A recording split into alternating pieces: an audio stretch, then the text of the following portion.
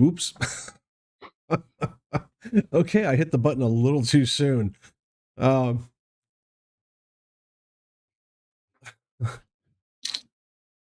What's a night of our game without a little bit of technical difficulties? Greetings and welcome, viewers. I am your host and storyteller, Sylvanov. Thank you for joining us while we delve into the world of darkness with Vampire the Masquerade. This stream is intended for a mature audience and does contain mature themes that may not be suitable for all viewers. This game revolves around a dark horror theme and may contain content that may be trigger for some audience members. Please keep in mind that this is a work of fiction. The views and actions of the characters are not explicitly the views or actions of the actual players. At no time should any of the violence or horror portrayed in our game be attempted by anyone at any time for any reason. Please sit back and grab a drink and a snack and join us on the shadowy path that is the world of darkness. And now, before we start, please meet and welcome our players for the evening. Hello, I am Raven, and I am playing Annabelle the Nosferatu. It's your usual Mitwide playing the very lovely Ezekiel White this evening. Hey everybody, it's everyone's favorite Toreador. Well, one of them anyway.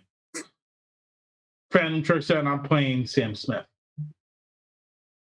Hey, my name is Chase. I'm new to this game, and I will be playing, hopefully, everyone's favorite Duskborn. Excellent. So, last week, we finished up, or I'm sorry, 2 weeks ago, we finished up with everyone returning to their havens. Promptly before that, Mr. Ezekiel White found himself not where he left himself.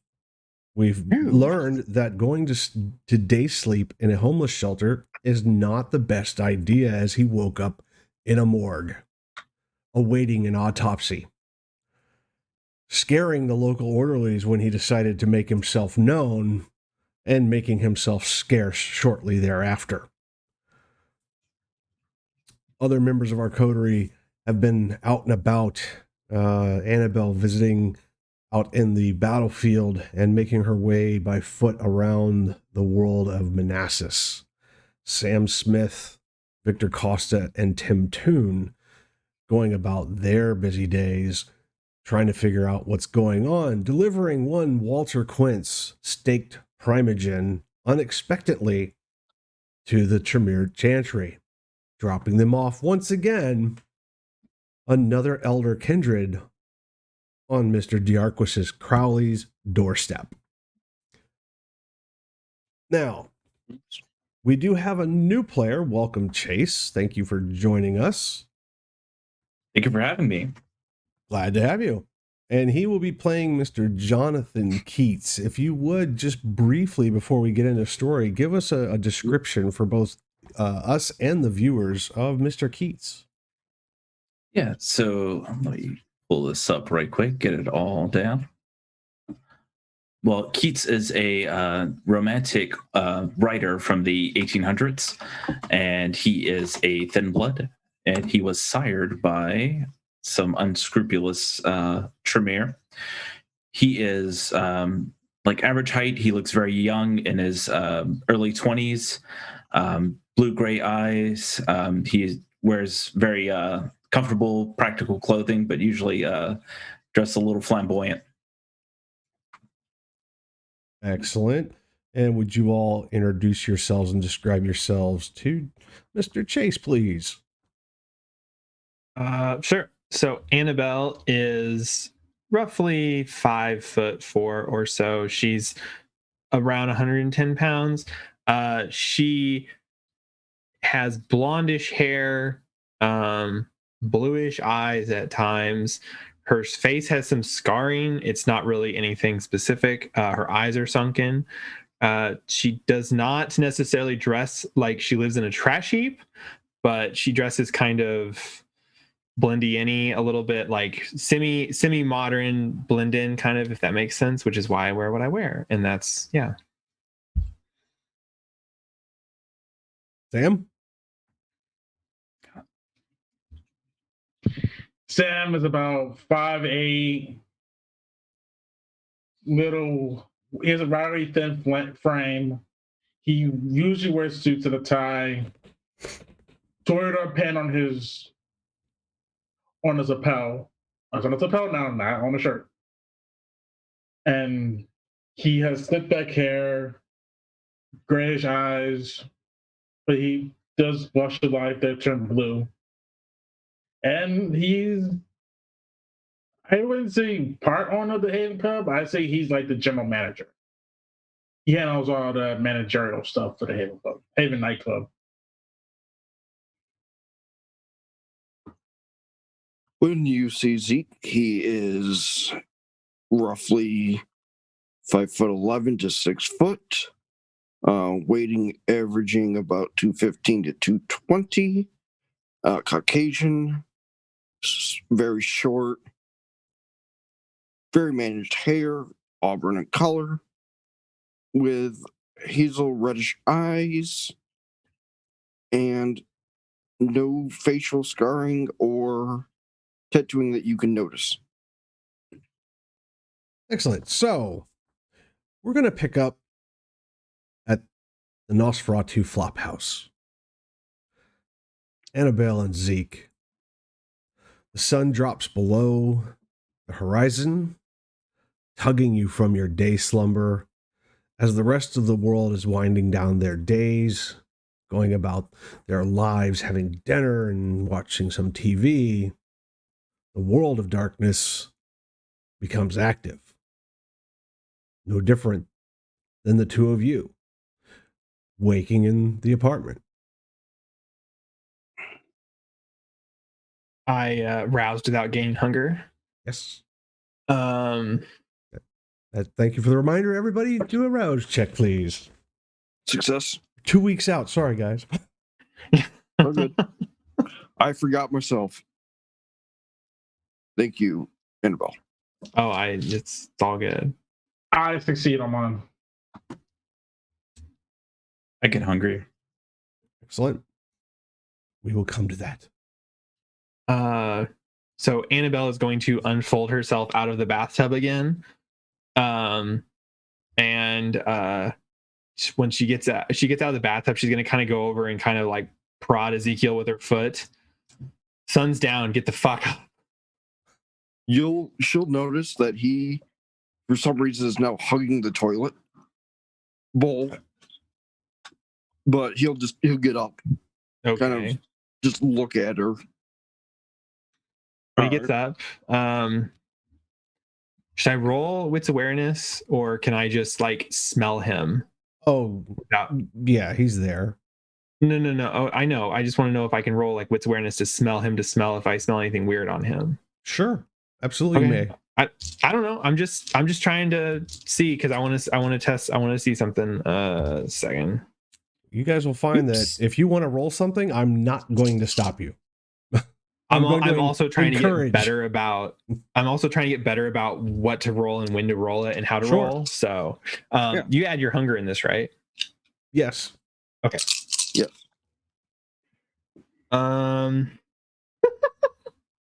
Okay, so I have 3 successes, but I crit on a hunger die and I crit on a normal die. Okay, so those 2 crits count as 4 successes. Okay, so I have 5 successes, but I didn't do a messy critical. Okay. It would not surprise me if Annabelle, in her years of unlife, has not come into contact with corpses in the mortuary or in funeral homes or in other places. Zeke reeks of embalming fluid. Positively reeks of the stuff. Okay. So Annabelle's going to sniff at Ezekiel, and then she's going to just kind of clean yourself up. You smell like fucking shit. You mean no more so than usual or worse? I don't know what your usual is, but you smell like the dead, and I mean the truly dead. So do something to fix this whole whatever it is you got going on here. Take a shower, make your blood purge itself, that we have means of doing these things. I hope you know how to do it. but I'm going to go out away from you because you fucking reek. And I didn't notice when we were out in the open, but this whole bathroom stinks. So we're gonna have to get somebody to come in here and fumigate it or something. I don't know. Duly noted. Thanks. So Annabelle's going to walk out of the bathroom and then she's going to like close the door behind her because it smells in there. And Zeke is in orderly scrubs. Yes. Barefooted, and that's it. He will first purge his stomach of any contents inside. There's nothing in your stomach, for sure. Not even the embalming fluid. No. Embalming fluid does not go into your stomach. Oh, did not know that. No, it is generally pumped through all your veins. That's true. Oh, no, in that case, he will, if there is running water, take a shower. Absolutely. Search for. It's a beat down apartment. It's not a box on the side of the street. It's a working apartment with electricity and water and. So yeah, Zeke, you take a while and scrub up. Annabelle, are you about doing anything? Since he was wearing scrubs, I would like to shoot. I need to steal some clothes for him.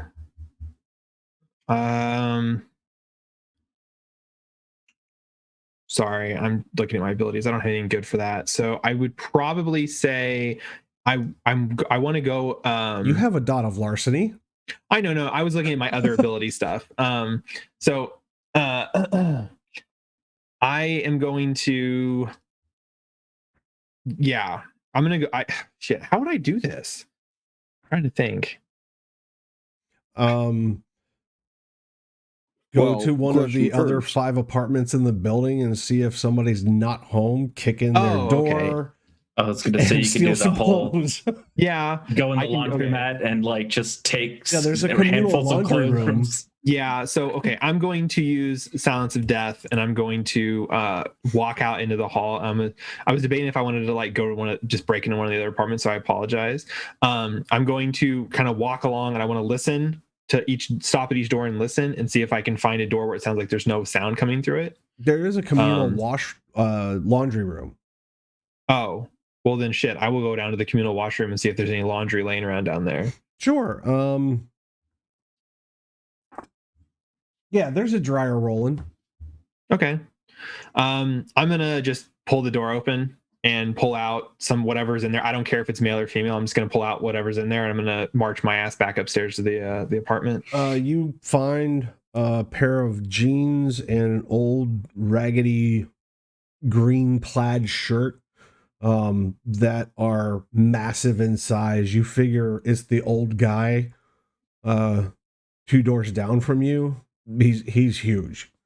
He never leaves his apartment. He has someone who comes in and looks after him from time to time, and he pretty much wears clothes when he has to go to a doctor's appointment. Gotcha. Yeah, I'm gonna just leave the clothes on the floor in front of the bathroom door then, and I'm gonna knock on the door and say, "There's clothes out here on the floor for you." I'll just grunt loudly and acknowledge, and then take them after she's, gone.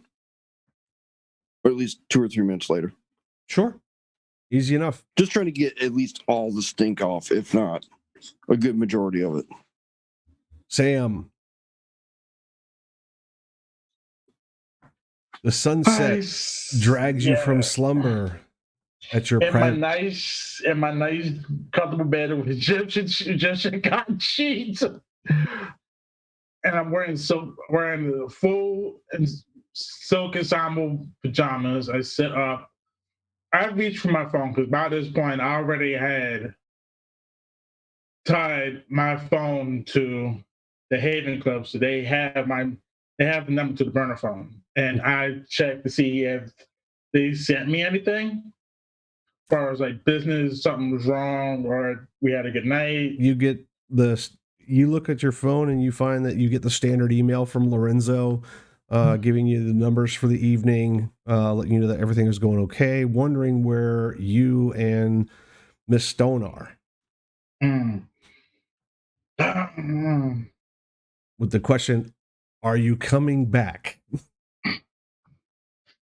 I don't answer that question because I want to leave it as a little surprise, but I say me and Miss Stone are handling some business for the club, but we should be returning whenever that's finished because this person's taking forever to actually agree to what we have planned. Okay. So you give him some BS I story. give him some BS story of why me and Virginia haven't been. I'm not coming back just Okay. yet. You don't get a response. He's, he runs the place when you're not there and makes sure that everybody does their job. He does it reliably. He didn't really report anything into you. So what are you going to do?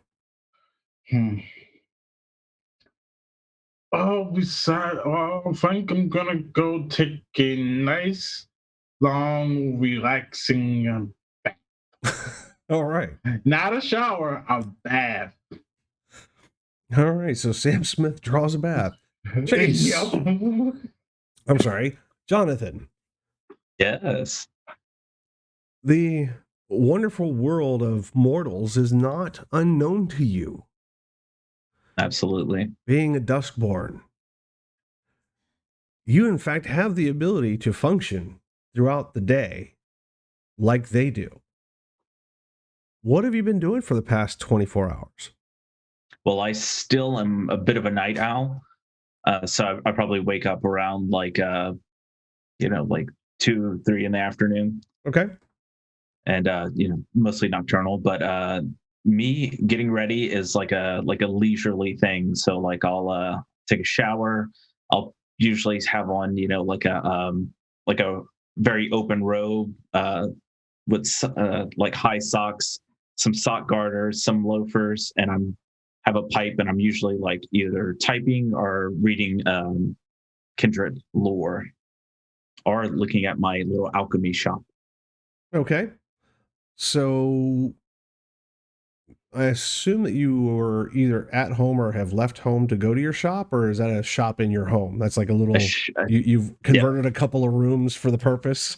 Yeah. So where he lives, he like has like a very modular like home. It's a bunch of like Connex boxes stylized and on top of each other, to where like if he needs to, he can like open up like a side and like, so like all the fumes and stuff like that have a place to go.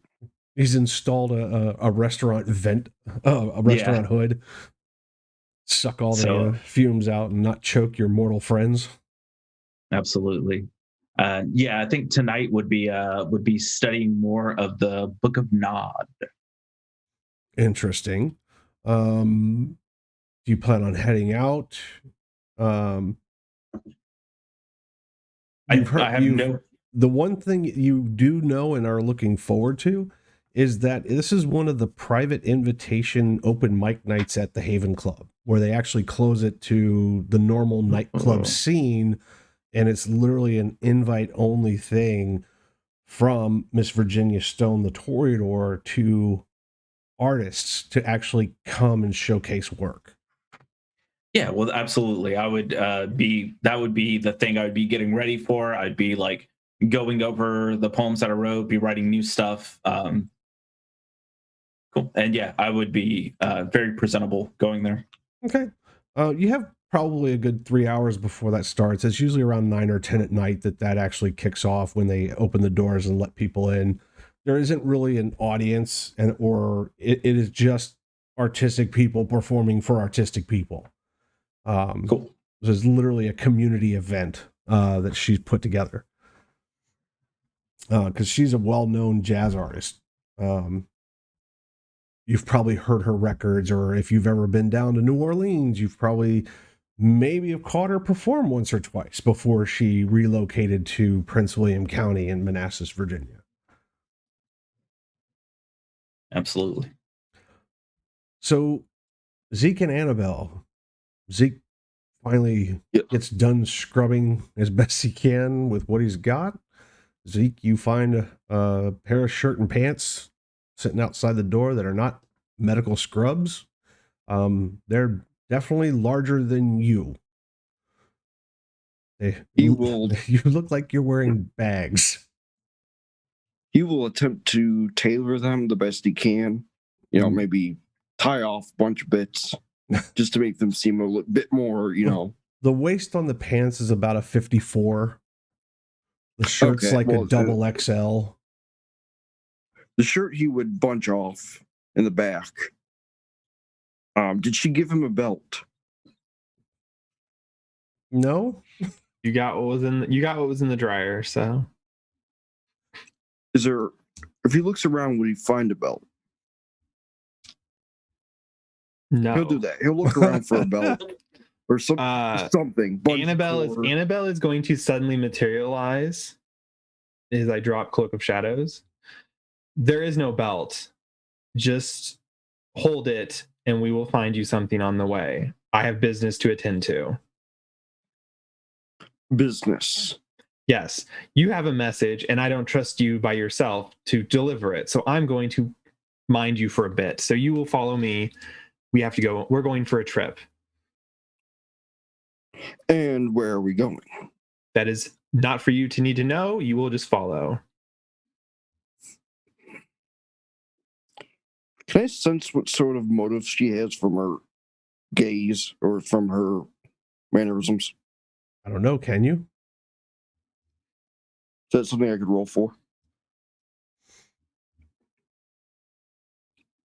I don't know. I think her face is kind of impassable at this moment. She's just putting up a wall in the front. I mean, you could try a little bit of wits and insight. Okay. I will do that. Annabelle, he seems like he's really paying attention to body language. He's got focused eyes on you. Mm-hmm.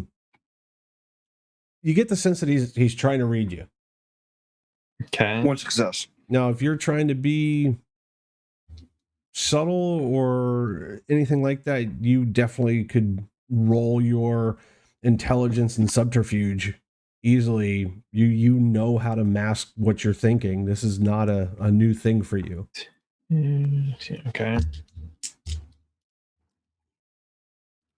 I just spilled my dice. I got one success. Okay, well, So did I. Zeke, as much as you can tell, she's got an agenda, but that's pretty much what she told you. Begrudgingly, he'll just give her a quick nod. Fuck it, I'll follow. So where do you head? We are going to head out of the flop house. I'm actually going to look at the map, and we are heading northwest. I need to head towards the edge of the Thin-Blood territory, so I can meet with my with somebody I know, with Rebecca.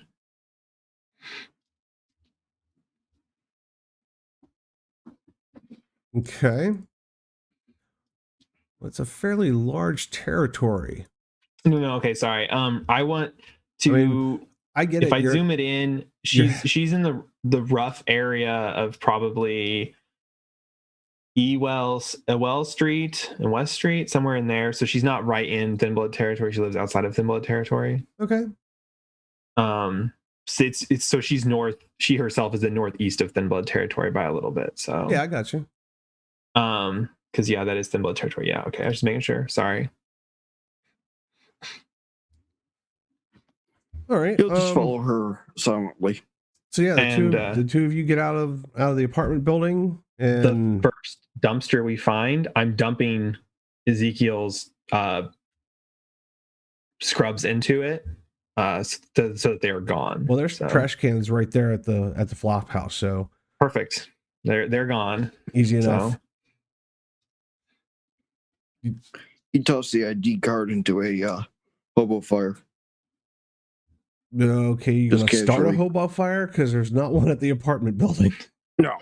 As they're walking, if he sees one, he'll just kind of. You're You're in the middle of Old Town Manassas and literally right next to the police station. You're literally a block away from the police station. There's probably no barrel fires around here. Okay, he'll hold on to it until he can find a place to dump it. Mm-hmm. Annabelle holds her hand out towards Ezekiel. She kind of motions with her fingers, like, give it to me. He'll hand it over immediately. Okay. She'll pocket the ID card. Okay. And you are heading to go find whom? Rebecca Westfield. Okay. She is a thin blood. Haven't had time to get all this new information that you all provided me. It's okay. Yeah. Give me just a moment.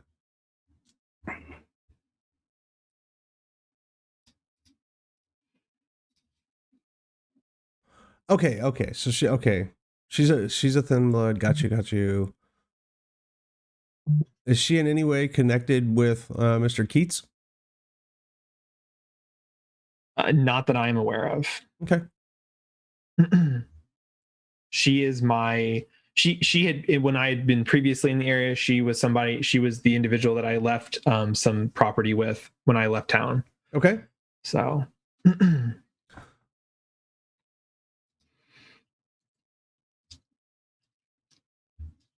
So we're all clickety. I hear everybody clicking. Oh, sorry. Oh no. No. That's I'm doing the I don't same know. thing. I just didn't know where we're at. Did you want me to do that scene, or sorry? Oh, yeah. It doesn't take you guys long to walk there, and it's it's just a few blocks. Okay. So are you finding her at home, or does she work somewhere? There's a house there that she inhabits. So I'm going to just march up to the front door and ring the doorbell. So, it's not a few minutes before she answers. Hey, Annabelle, Rebecca, and friend. Yes, don't mind him. It's cold outside. Where's your shoes, man? He's kind of an idiot, so I'm working on one thing at a time. Yeah. Oh. My brother left a pair of boots here that might fit you. You want them? Yes, he'll take them. Literally turns to the left, opens a coat closet, and pulls out a pair of boots and hands them to you. Go put them on. Okay. So, yeah, what's up? I need the keys to my car, and I need my cell phone. Oh. She, again, reaches back into the closet, pulls down a small little lockbox, opens it up, and hands you the box. Here you go. Awesome. There's like some cash in there you've stashed, probably 2 or 3 fake IDs. An old Thank cell you so phone much. 3 generations out. Oh, yes. I was going to say, it's an old cell phone. Okay. Awesome. Thank you so much, Rebecca. Hey, anytime. Oh, yes. I will probably be calling on you again soon. You know where to find me. I do indeed. And Mr. White, what do we say to the kind lady? Thank you. She nods. Hey, you're... Oh, wait. She reaches back into the coat closet and pulls out a kind of a one of those lambskin jean jacket coats and hands it over to you. You look cold. Here, take this with you. To me? Accept it. No, to Zeke. Oh, Zeke. Okay. Yeah, you accept it. Okay. So yeah, Annabelle, accept it and wear it. You need anything, you just let me know. Oh yes, I will. Like I said, I will be contacting you in the next few days. There's a property I need to acquire. Oh yeah, that will be yes. Moving forward, there's some things. So yeah. Didn't know you were buying. Yes. I feel like I'm gonna be here a while, so it's time to put down some more permanent roots. Where? It's just down the road some. I don't know. There's a big for sale sign. There's a big brick house with some columns. So nice. Yeah. It's probably a bit ostentatious, but like I said, I have need of a location such as it. So anything probably beats that apartment you've been in. yes. It's if a fire were to sweep through that building, it would be too kind to the building. Probably so.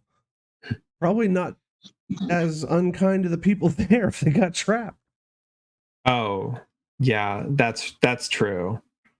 That would be unfortunate, I suppose, but that's So these look, things happen. as far as I know, your car is still parked up at the mall Works for me. or wherever. I will be heading that way then. Okay, great. Thank you do again. do you guys need a ride? Sorry, I don't know. I don't out of character. I don't know how far the mall is. It's a couple of miles. It's up. It's walkable.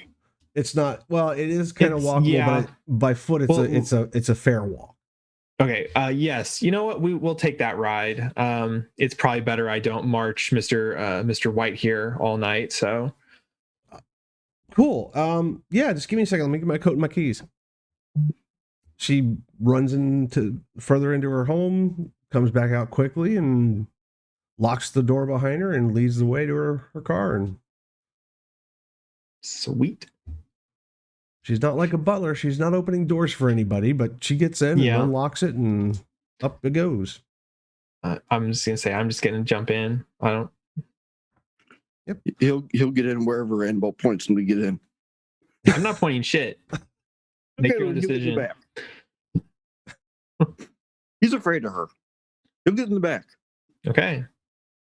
All right, and off she drives Kind you of guys ducked to the down mall. low. Literally, Rebecca will chit chat you about whatever the hell's been going on in the normal universe. It's not exciting. It's not interesting. It's mundane. He'll It's pipe up. like an 8-minute drive. So I mean, just nothing. He'll pipe up. Any news about the hospital? What about the hospital? Just curious. She looks up in the rearview mirror and tries to get a good look at you. It's like,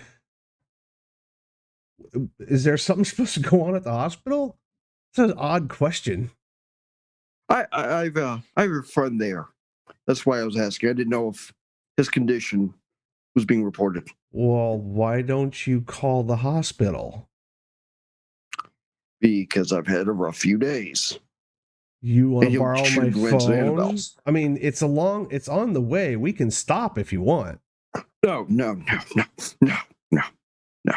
I think for oh. everyone's benefit, we don't head there. She quickly looks to Annabelle. Like I said, who the fuck's in my car? Yeah. I don't know. Okay, so no hospital. Right to the mall. Yeah. No problem. Yeah. You have interesting just- friends, Annabelle. Yeah. Friendship is still to be determined at this point, but Yeah. We are comrades. in he certain is my aspects. he is my acquaintance for the time being, is what he is trying to say. Oh, okay. Yes. Okay. I'm not asking. We're- How was that? That's perfect. Excellent. You know how it works. So I'm that is the perfect answer. So word around town is there supposed to be like this little thing going on up at the Haven Club that nobody's allowed to get into? Really now. She'll notice that he'll perk up at that mention, sit up a little straighter, kind of look her at the rear view. Well, yeah. I mean, like, if you're not somebody, you don't normally get in that place unless you got like loads of dough or something, or you know somebody. But apparently tonight there's some kind of weird open mic night they're doing. It's like the first one since they've opened. I'm gonna shoot a glance at Annabelle. Maybe we should head over. I might be able to get us in if you wanted to check out the nightlife. Yeah. So that's perfectly fine, Ezekiel, but I would like to not monopolize Rebecca here's entire night.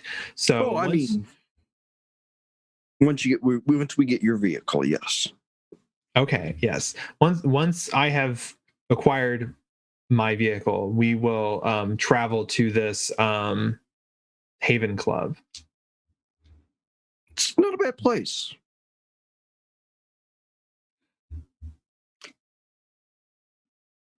You know, a lot of weird things have been happening in this area lately, haven't they? I wouldn't know, Ezekiel. I just came back into town. Again, Rebecca looks up into the rearview mirror. So, like, weird, like how? Nobody noticed that earthquake a few weeks ago. Oh, yeah, that was strange. Like, there hasn't been an earthquake here in like 60 plus years, and never in this area. Always towards the mountains, a little further west. Yeah, that was kind of strange. It was. What about all that shit that happened the other night? There was like police and everything over by the Haven Club and the 2 silos. What the hell was that about? I honestly don't have no idea. I was asking Annabelle, actually. Oh, I'm sorry. I don't know, but now that you've mentioned that, I'm kind of leery of just jetting off to this Haven Club since the police apparently hang out there. So well, apparently there's something happened over at the 2 Silos Brewery, like it was right across the highway from the Haven Club, but apparently they were all over everywhere, and there was a lot of them there the other night. Something happened over there. I'm not sure what, but there was like some kind of arson or something. interesting. Zeke will just give Annabelle a sharp glance, like this needs to be a private conversation. It sounds like I will know, Rebecca. If it turns into something that I need to appraise you of, I will let you know when we meet back up. Yeah, I think later. me and my friends would love to know if we need to be a little more careful.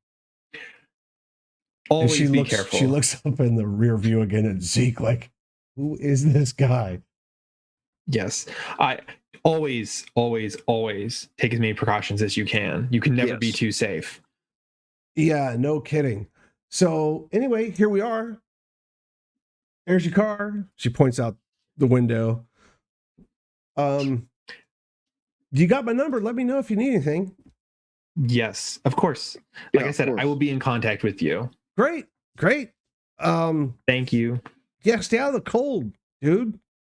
She looks up in the rearview mirror again. Really, I will find a way to repay you back. No, for your kindness. No need. Really, seriously, no need.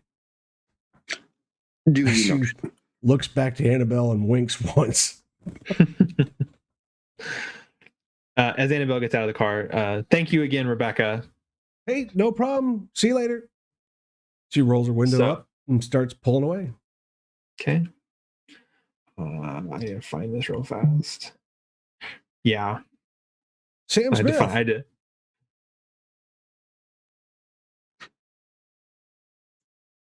I'm here. Are you done soaking the corpse? Out of character, my mom told me to turn the heat up because she was cold. Yes. How's that osmosis treating you, my friend? But anyway, after I finish taking a nice, warm, relaxing bath, I get out. I get dressed in my finest silk outfit because, and I check my phone and see there's a message from Lorenzo. Mm-hmm. It simply says, "Reminder: Virginia's open mic night." Yeah, and I tell him I will be there. All right, so you text him back. I text him, I said I'll be there, and I go get in my car that's in my garage. Okay. And I drive off to the Haven Club to go cover for Virginia for open mic night. Okay. Until she shows up, until she's done doing her business. Okay. It's uneventful. It's not that long of a trip for you to get back over to the Haven Club. You get there, of course, it's kind of empty since tonight's been closed off for a special event. Really, the only vehicles that are there are Lorenzo and the rest of the staff. Mm-hmm. There's really nothing going on. It's very quiet when you get in. Lorenzo does find you shortly after you come in. Hey, Mr. Smith, where are you? You guys have been missing for like 2 days. What's been going on? Virginia was trying to jump some more business for the club, so we kind of stepped out for a minute. So, but she should be back in tonight. Is open mic night still on? It's still on. That has not changed. Okay. So until she gets here, I'm covering for her, and I will handle the introductions for whoever we're having for the open mic tonight. There's a roster of, I don't know, like a dozen people. There's a couple of musicians, some speakers. I don't know. And he winces. There's mime by somebody's name. Wait, did I just hear that right? And he hands you the clipboard. I look at the clipboard and I see the name and I see the word mime. I'm like, Miss Stone handed me a list of names and said these are the people to expect. That's all I know. But really, a mime?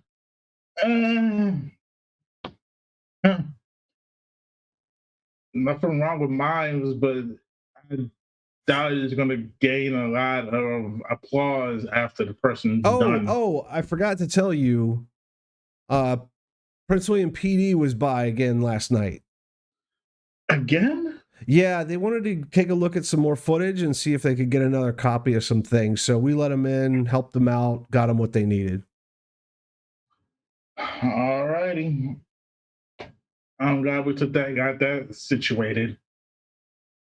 But yeah, I'll handle open mic night and until she shows up, and I'll let her take over from there. Haven't seen any of your friends around last couple nights either.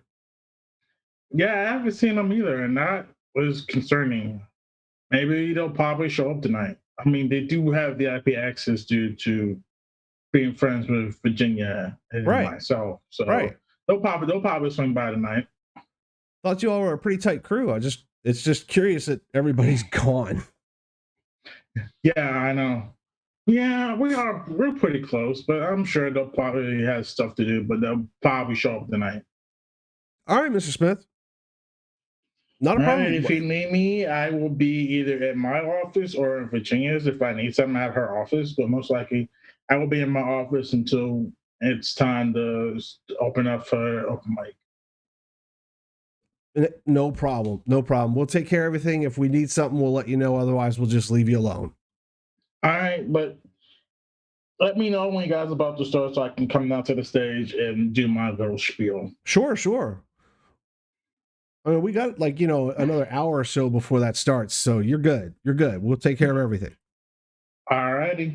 And if my friends do come by, please let me know. Oh, absolutely. You'll be the first to know. Well, second. Of course.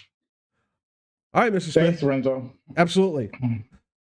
And he goes back about doing his thing.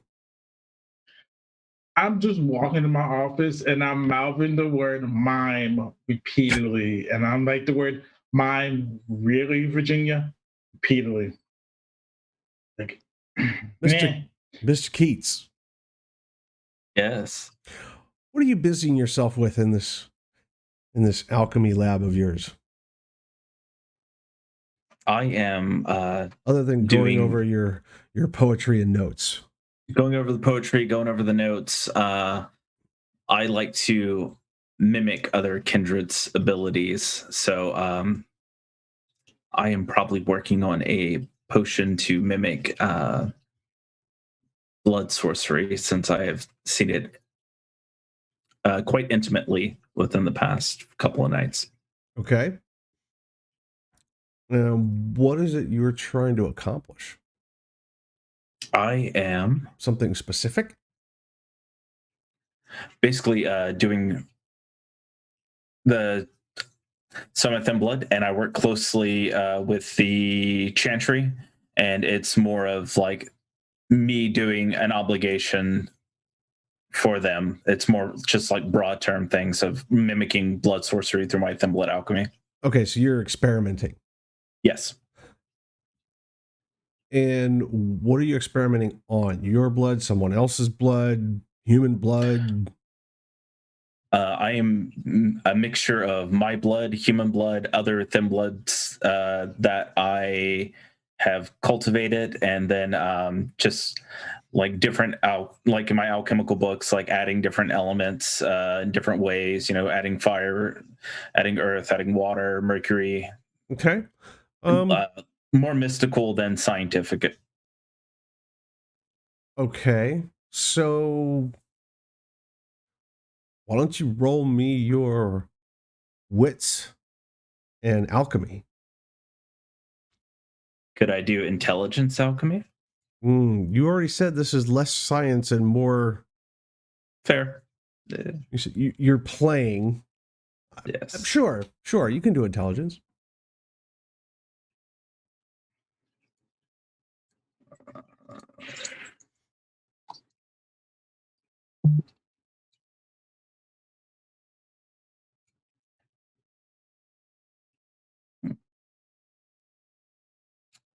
Three successes. 3 successes. Whatever it is you were just doing erupts in flames. So the small vessel of blood that you have or had literally erupts in almost a scarlet red fire like flame that's not quite fire. It's not giving off heat, but it does startle you because it just happens. You started mixing some chemicals and started adding in this and started chanting that. You had a little scrap of paper from Mr. Miller that he says, "Here, try these things." And as you're doing it, it literally bursts into a red fire. Luckily, he doesn't have that beast to frighten him, but he is still quite startled, and he will like let it. If it's manageable, he'll just let it die out naturally. But if not, then he'll cover it. It doesn't seem to grow. It is very steady. It doesn't even flicker. Oh, I'll be very curious and just like put my hand near it and see if it radiates warmth. It does not radiate warmth, but what you do notice as your hand nears, if you were to put both your hands on either side, as your hands get close, what could not be mistaken for looks like a slight grin forms within the blue flame. There's a pair of fangs there that seem to almost grow phantasmally in the flame as your hands grow closer. Oh, I know this is a bad idea, but I'm gonna just gingerly like put my hand over it and like touch it just for an instant. As you pass your fingers through what would be the tip of the flame, you notice that blood immediately begins to seep through the parts of your fingers that pass through the flame, as if you had been cut without being cut. Almost as if you had leeches on your fingers.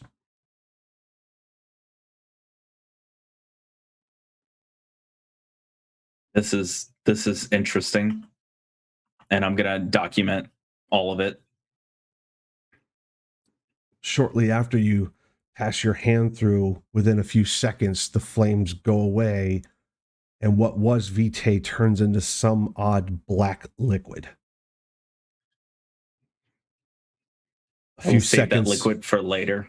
A few seconds after that, the black liquid seems to become dry and literally cracks inside the flask and emits a small puff of particulate matter and looks to collapse in on itself into a pile of ash.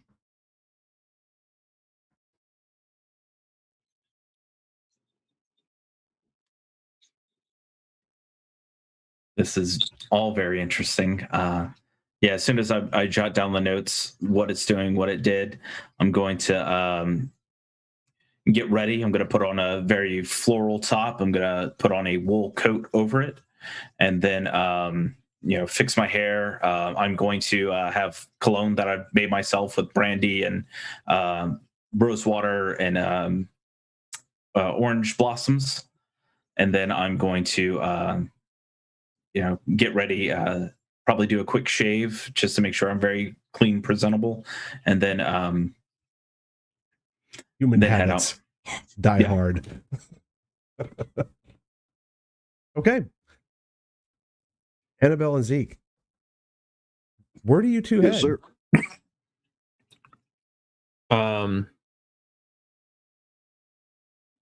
I've probably heard of you. You mentioned in the last game I had heard of the Haven Club. Oh, yeah, absolutely. So I am going to, once we're in the car, I'm going to turn to Zeke and I'm just going to stare at him. Before he gets in, he's going to look at that vehicle all over. He's looking for things that are not supposed to be in a vehicle. Any Such weird as cables, any sort of weird cabling, any sort of little devices. Annabelle, what kind of car do you have? I am driving a 1990. Actually, you know what? I'm going to copy this and post it in chat to you guys. It is like a 1997 Ford Escort, I believe is what it is. It is a Ford Escort. It is a small compact car with nothing really fancy about it, and yeah, and in a very generic kind of color, so it's probably silver like the picture.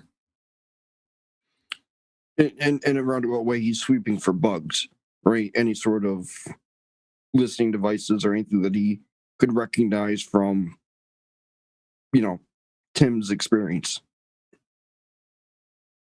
is what he's looking for before he gets in.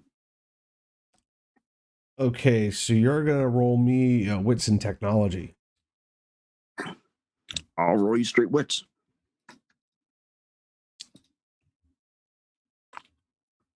So I do not have any technology.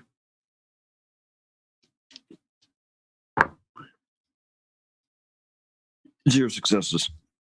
Yeah, as far as you know, this is the cleanest, beat up old beater car you've ever seen. Nothing stands out about it. In fact, that's the one thing you notice is that nothing about this car stands out. All right. After his little quick inspection, he'll get in and return the stare of Annabelle. Yes. So, you gonna tell me, or am I going to have to force you to tell me? Which story first? I need to know what the fuck we're driving into if I'm going to drive us to the Haven Club. And that seemed to pique your interest when Rebecca was so kind to give us a ride. So why don't you tell me what I need to know?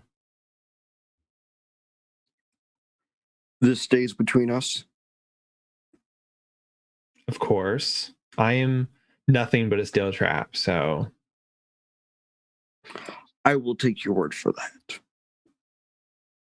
Well, as your acquaintance sort of gave away, there were some fires that recently happened. Which one? Don't be coy. I have many acquaintances.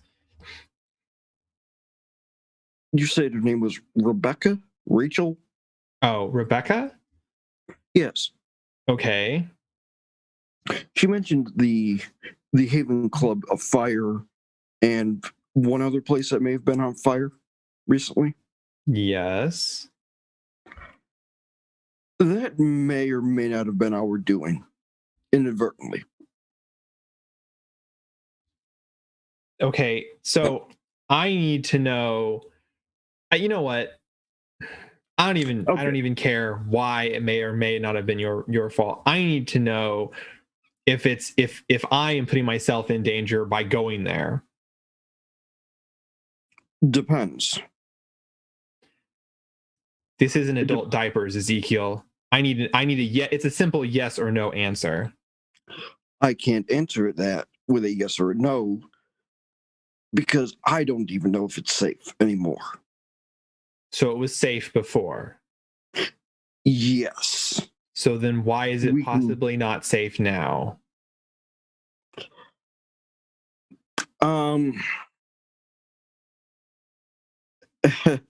A bunch of unsavory individuals.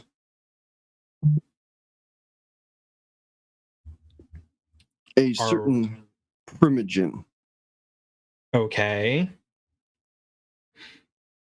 Which primogen?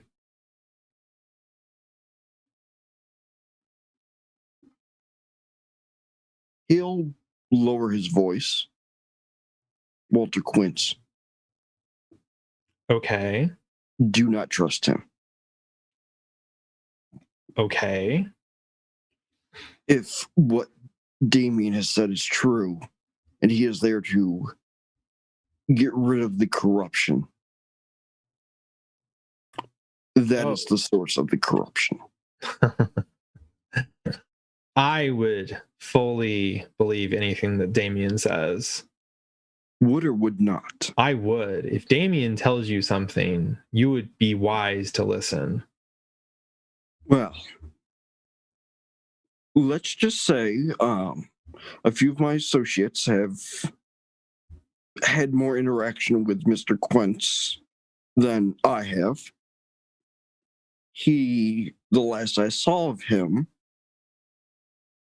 tried to commit arson Okay. at a certain bar. Was this And bar the Haven Club? it was not. Okay. So, no offense, Mr. White, but I'm seeing why Kyla jokingly called you the prophet. You're not too great with your words. We are going to go to the Haven Club, and if I walk into a trap, you'll be the first one I kill on my way out. Oh, that was more than acceptable. However, there was a minor detail I may have just remembered. Oh, I'm so glad that the threat of death jogs your memory. It seems to have done that a lot lately. There was a individual there at the Haven Club. Actually, no, at the two silos. He seemed to be very interested in all of our activities, especially Mr. Smith's, the general manager of the Haven Club. Is he kind? As well as I can tell.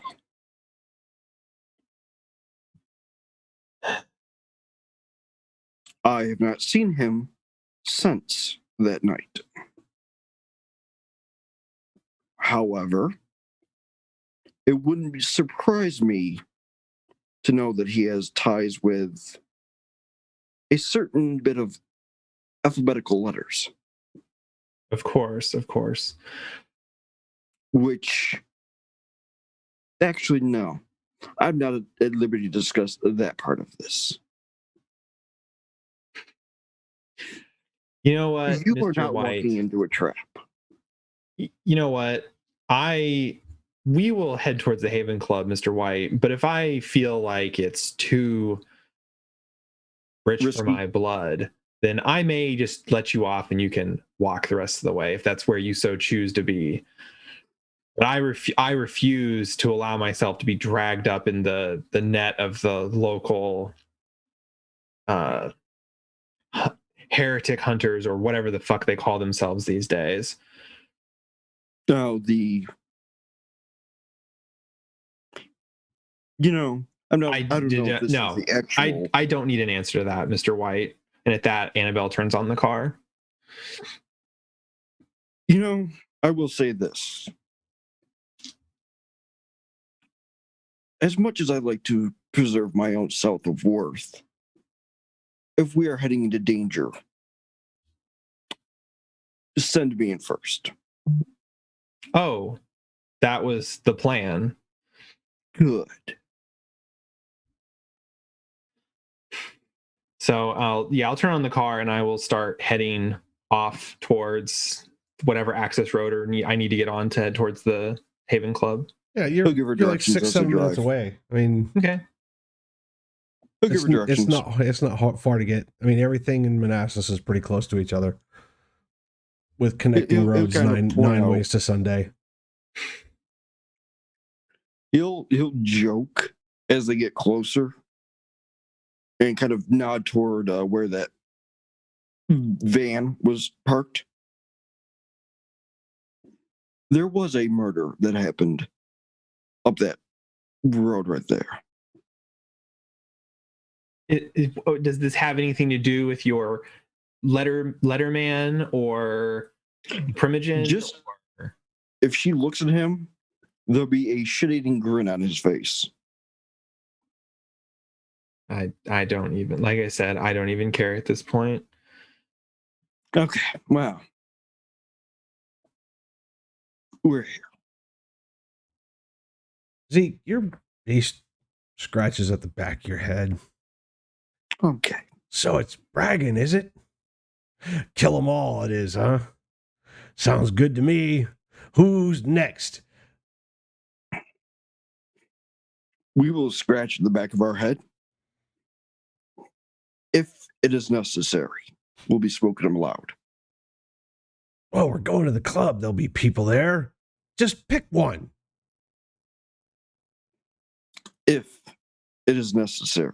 It's not like Discreet's your middle name. Come on. Semantics. Zeke seems to be having an internal conversation. As you pull up to the Haven Club, and there's choices for parking. You can park in the open parking lot or in the 3-story parking garage that's next to the building. I'm going to park in the parking garage. Okay. It's pretty empty. So Okay. it's pick your poison. Chase. I want the third story. No, I want the second level, somewhere towards one of these sides, probably facing out. There's like a field or something here, isn't there? Oh yeah, it's surrounded Yes. by some nice open property.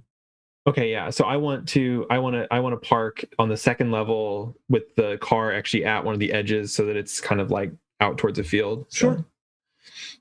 Easy enough. As she's driving into the lot, he'll kind of point out where all the cameras are with nodding of his head. Camera. They're not Camera. hidden.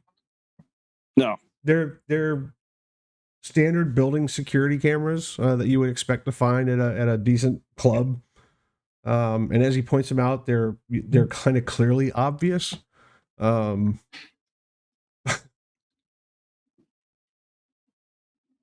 Is Ghost in the Machine is free, isn't it? Or do I have to roll for that? There's a rouse. Okay. There's a rouse. Yeah, it's a level 3. That's a level 3. Okay, so I get to use my I will. blood potency stuff where I get to do rerolls, right?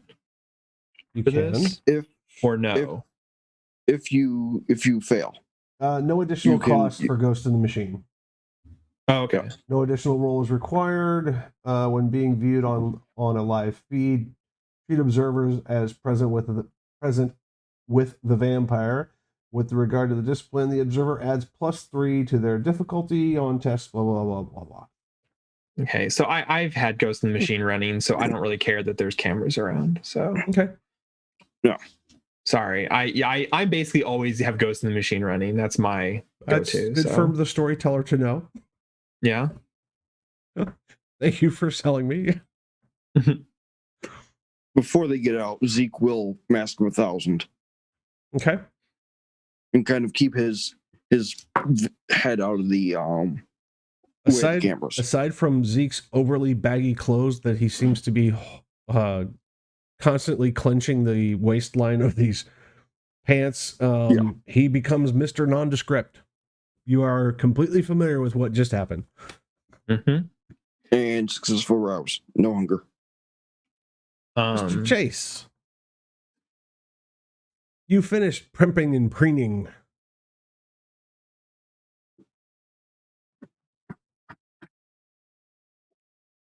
sorry, I'm going to use a landline that I have to call a cab, and then pack my backpack with my laptop and my sample kits and all that, and then The head to cab the dispatcher club. reminds you of the restrictions on COVID and asks you to please be sure you're wearing your mask before entering the cab when he arrives.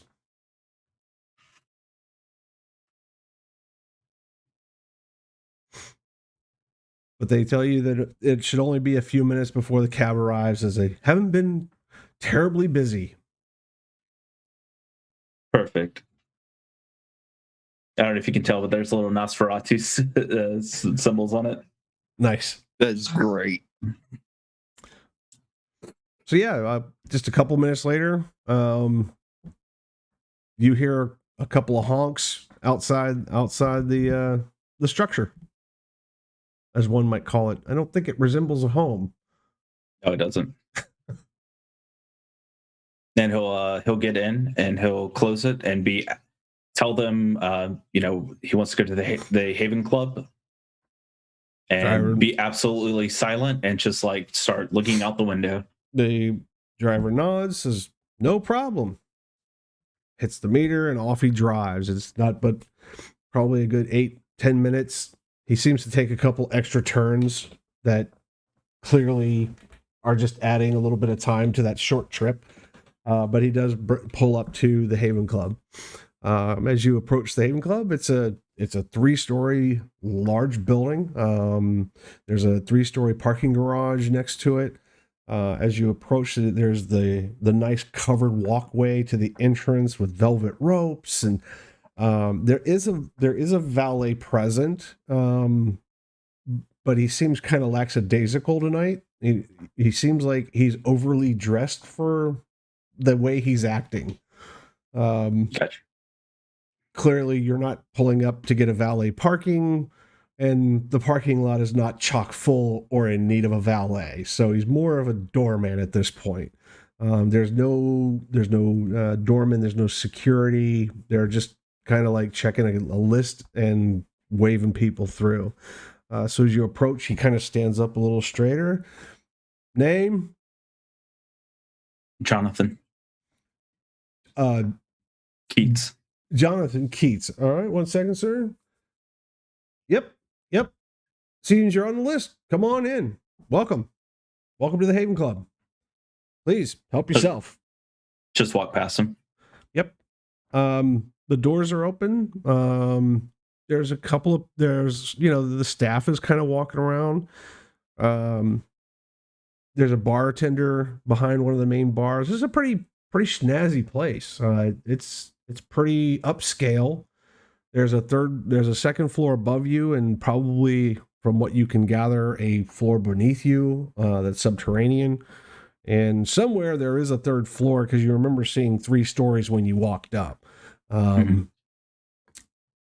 It is very technologically savvy as far as nightclubs go. You look around, there's lots of lighting implements. There's a very well-kitted DJ booth. There's dance floors. There's private booths. There's dancer poles. There's a second floor that overlooks the main dance floor that seems to be like a VIP area. In fact, there's a gold velvet rope that goes across the stairs leading up to it. It's a pretty nice place. I'm gonna go straight to the bar. Okay. There's a very pleasant lady that's sitting there. So, hi, how you doing? Hello. I would like to know if I can get a drink, and then if you could point me to the owner of this establishment, please. What would you like to drink? Something very red and dark. Okay. Right. Merlot? I'm more of a cab man, but Merlot is fine. Cab coming right up. And who should I tell the owners is asking? You're here for the open mic night, and clearly you're on Correct. the list because somebody let you in. Yes, a Jonathan Keats. But excellent. You can call me John. No problem, John. And she grabs a bottle, puts a corkscrew in it, and starts corking it. Pours a nice, tall, probably a good 8 ounces into a very large glass and sets it in front of you on a napkin and says, "I'll be right back, John." And she Don't smell walks around. It smells like a fabulous Cabernet. She walks around behind the bar, goes through a kitchen door, you can assume. Sam. The office phone lights up. Is clearly the extension for the bar. And I answer the phone. Hello, Mr. Smith. This is Joanne. Yes. Down at the Hey, bar. Joanne, is everything all right? You guys need anything? Yeah. People are starting to come in for Miss Stone's open mic night. And there's someone down here at the bar that was asking for some weird drink, dark red, really red. I offered him a Merlot. He said Cabernet. But he is asking to talk to one of the owners. And I know Miss Stone isn't here. Do you want to talk to him? Some guy named... I will handle it. Is his name on the list? Yeah, it says his name's John Keats. I will be right down and I will talk to him. Great. Hey, I'm gonna go back to work. All righty. All right. And she hangs up. I hang up. I grab my phone and my earpiece, a spare earpiece that I keep in my office. Can I speak to the rest of the Haven Club? And I walk down to the bar and I go over to the person drinking at the moment. All right, one moment. So Annabelle and Zeke, as you guys are walking down the stairs from the second level of the parking garage, you see a cab pull up at the front door. Somebody gets out, is stopped by the valet who's looking at a clipboard, and then the individual walks inside. All right. I'll take note of that person. As any other persons that have come from the time they get to the door. No. Yeah. He'll approach the bouncer at this point. Valet's kind of just standing there. He straightens up. Says, yeah, how can I help you? Welcome to the Haven Club. Yes, thank you. Mr. White is here. Ah, Mr. White. And guest, I assume? Yes. At Excellent. the mention of guest, Annabelle is going to smile at the doorman. She also has obvious predator. Yeah, he's She's like, he's a little not cool with it, but he's kind of looking you over pretty closely, but he's like, okay, Mr. White and +1, come on in. And he actually takes a sidestep and gives a wide berth. For Annabelle and Zeke.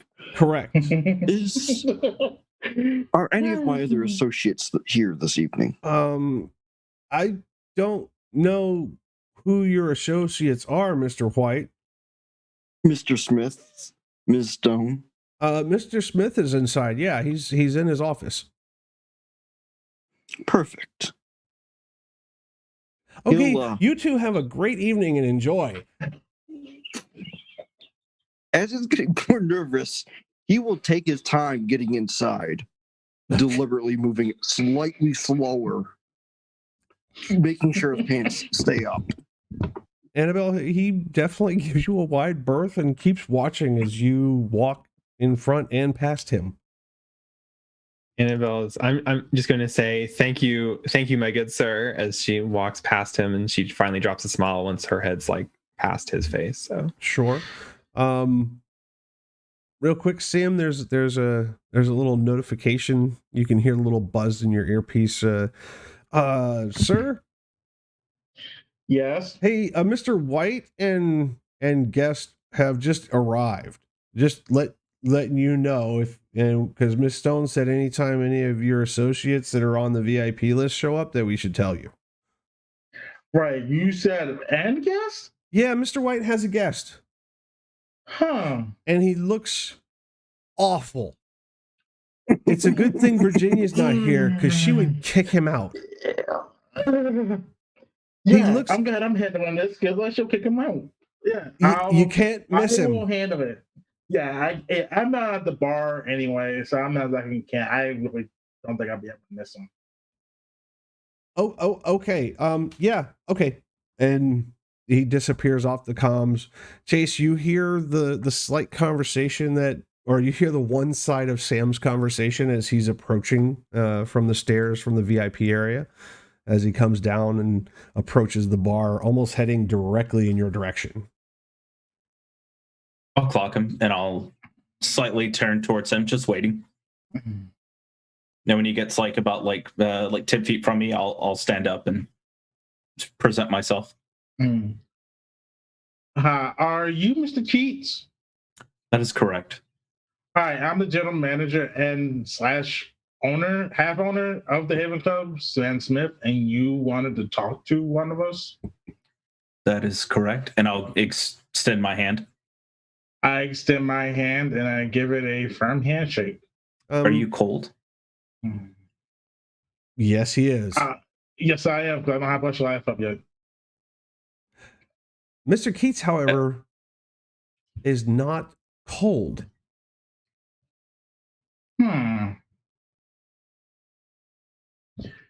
Is there something I can help you with?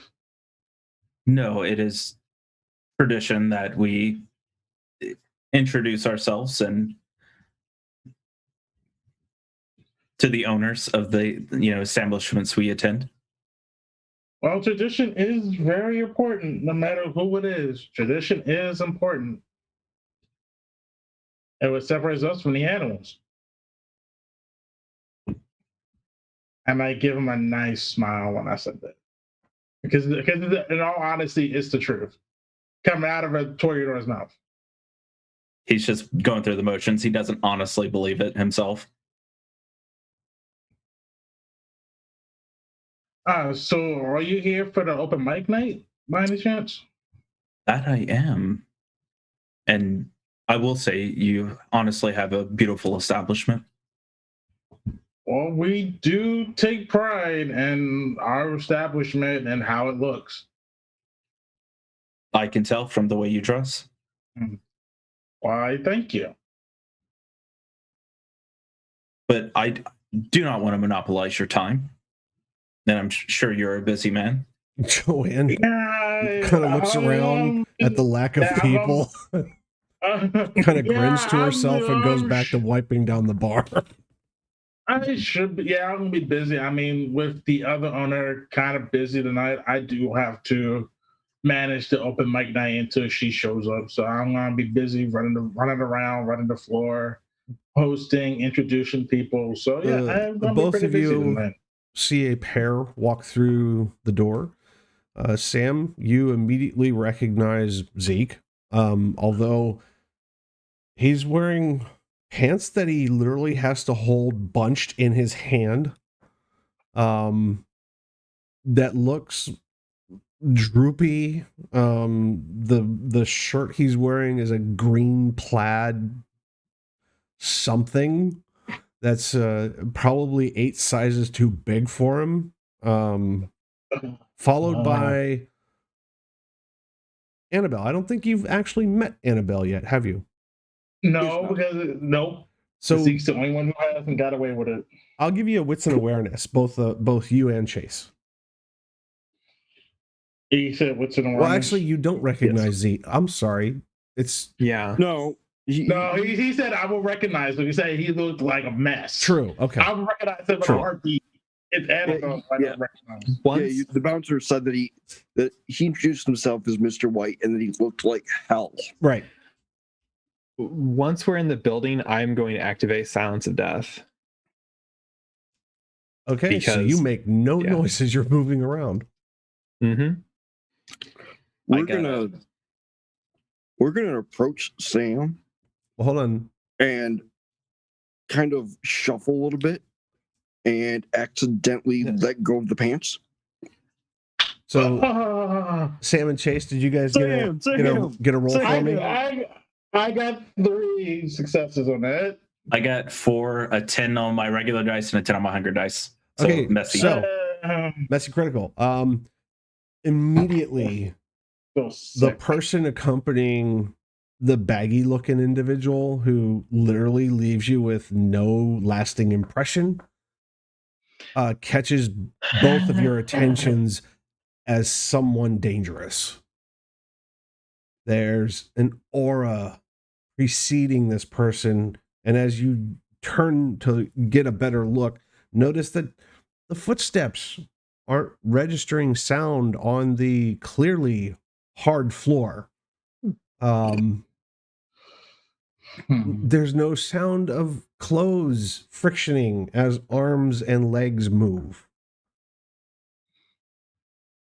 It definitely gets your attention immediately. And when you look, there's that foreboding sense of someone dangerous just walked in the door.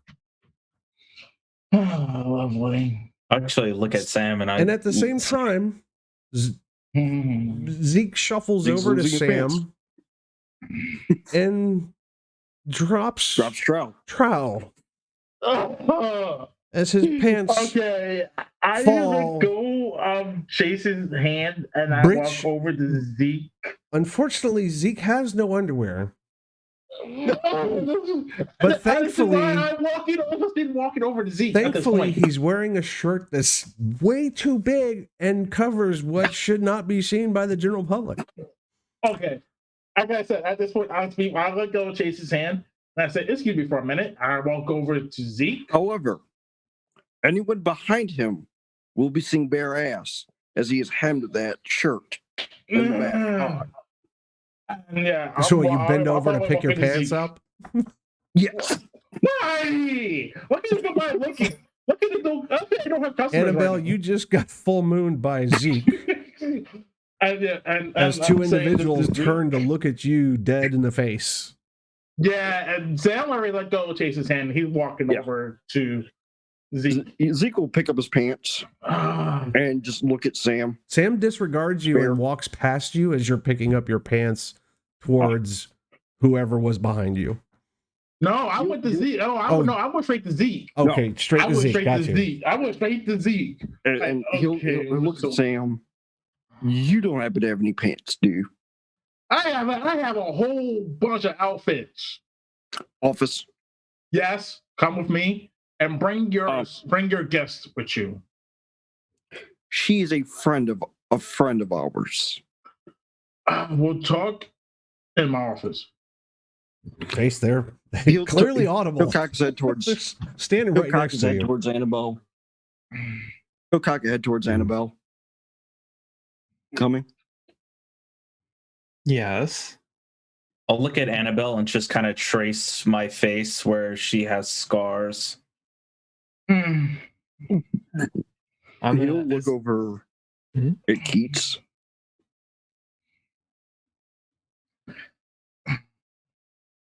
Go ahead, Annabelle. I was gonna say I kind of want to like glide over to Jonathan. Do they bother you? They're interesting. Well, thank you, but they are just me. I'm not art to be viewed or whatever for the general public's consumption. I do apologize if I gawk. You're fine. It's not the worst that's ever happened. If I'm correct, I haven't seen many of people with your characteristics. Yes, well, we all have our gifts and most of them are better at hiding themselves, and sometimes I find it's just a little bit more fun to not hide. So, and you aren't the most unfortunate looking. Oh, thank you. I'll be sure to let let the others in my my unfortunate situation know that I am prettier than they. Jonathan, being duskborn, being thin of blood, has its blessings and its curses at the same time. One of those blessings is the not so often presence of the beast. However, it pokes its head up in her presence. Where'd you find this one? He'll Should watch out for her. She's a killer. Okay. She's a killer. We meet many of her type. Yeah. Maybe we can learn something. You know, we're not a killer. Yes, we are. Not anymore. Oh, but you miss it. You miss it. I miss it. You miss it.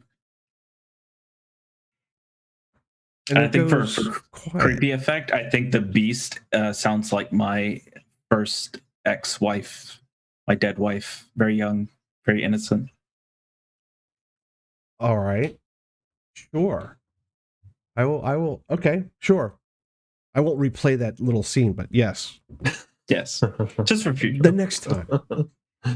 Yes. Was Oh, any of this spoken everything aloud? I just said just became much creepier in my head, and Mhm. Yeah. Was any of this spoken aloud to your beast? Sure. Don't worry, sir. We're all killers. It's nothing to fear. It's nothing to be scared of. Annabelle will give him another smile, just kind of. I am not a killer. Oh, you are mistaken. You are most definitely a killer. All of us in this life have killed and will kill again.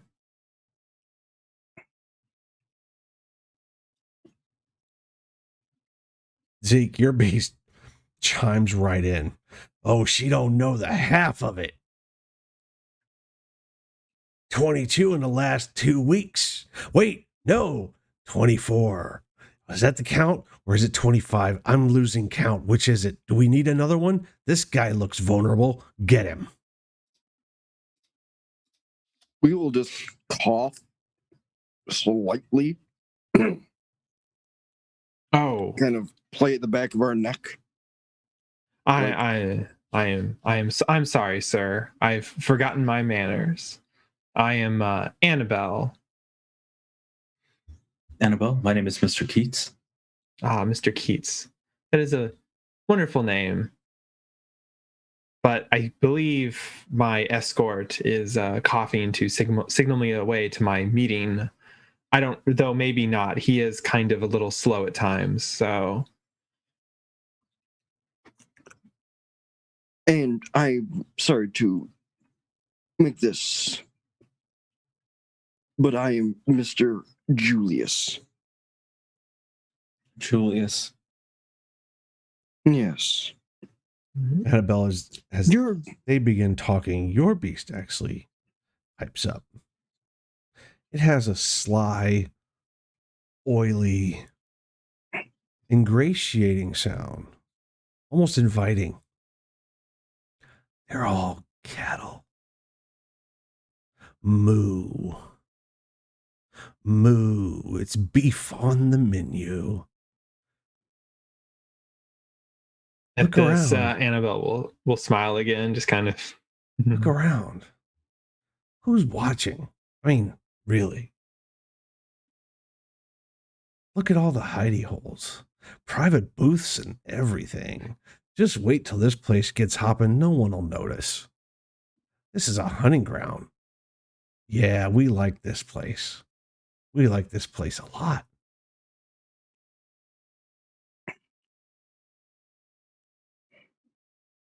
Mr. Keats, was it? That is correct. I haven't changed it in the last 5 minutes. Your name sounds familiar. Well, I'm here to perform.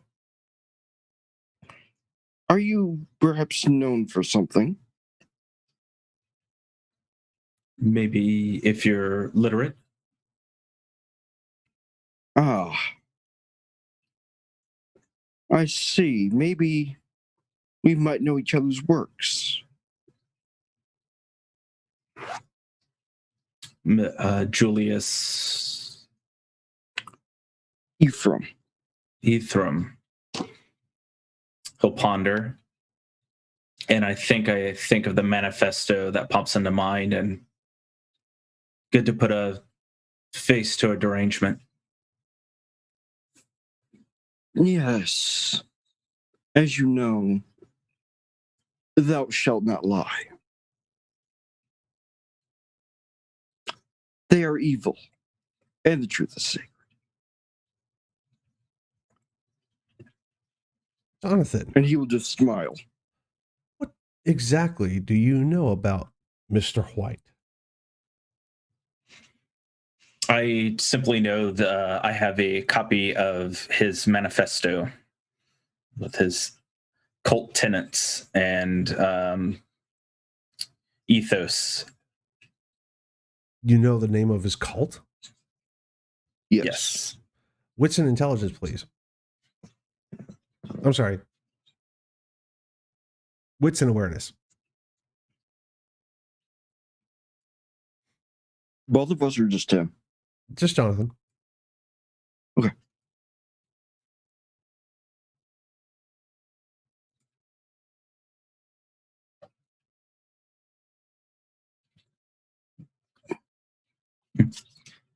Two successes. 2 successes is enough. You remember seeing something recently in the last week or so, a write-up about the Brotherhood of Malachi Mhm. being involved in a mass killing, or at least suspected, and something to do with missing children and family members.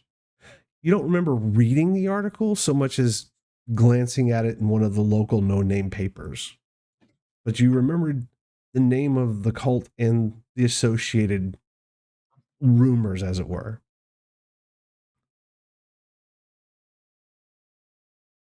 Yes, I'm aware with your current exploits. Ah, then we may be comrades, or at least more so associates when it comes to fine literature. Literature I can agree upon. The other is distasteful, to put it mildly. Yes, it was a shame. Would you like to join us upstairs? Does he? I'll look at Annabelle. Does he speak for you as well? Mr. White does not speak for me, but I will be visiting with Mr. Smith. So Sure. And I'll grab my glass of wine, and as I'm smelling it, well, I have nothing to do until the program starts. I will escort them to his office. So you leave Sam behind and just lead the way to Sam's office? No, I'm leading the way. I like it. No, I never left. No, I'm saying I didn't know- Zeke's like, Sam no, never we're left. going to your office and I'm leading the way. Yeah. So Yeah, that's I mean, what Zeke it's starts to literally do. I mean, Yeah, no. He will turn to Sam, if you will. And I start leading all three of them now to my office. And before we even get to the door, I open the door next to my office, which is like a storage area. We keep spares of clothes for Virginia and me. And I give Zeke a nice comfortable pair of pants and a shirt to get rid of that plaid monstrosity that he has on, and a nice pair of shoes. I was gonna say he looks like he's wearing a pair of secondhand boots. Yeah, Hence why I have to No give me all socks. that. Yeah, I lay everything out and socks included with a belt, of course. And He'll like, take here the you go, clothes Zeke. given.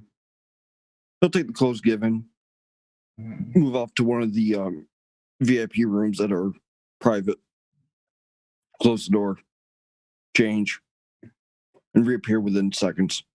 All right, we're And gonna then pause. We're gonna pause there for our break. We will return in like 5 or 10 minutes. Everyone, please stick around, and we'll see you when we get back from break. Thank you all for joining us. We'll be right back.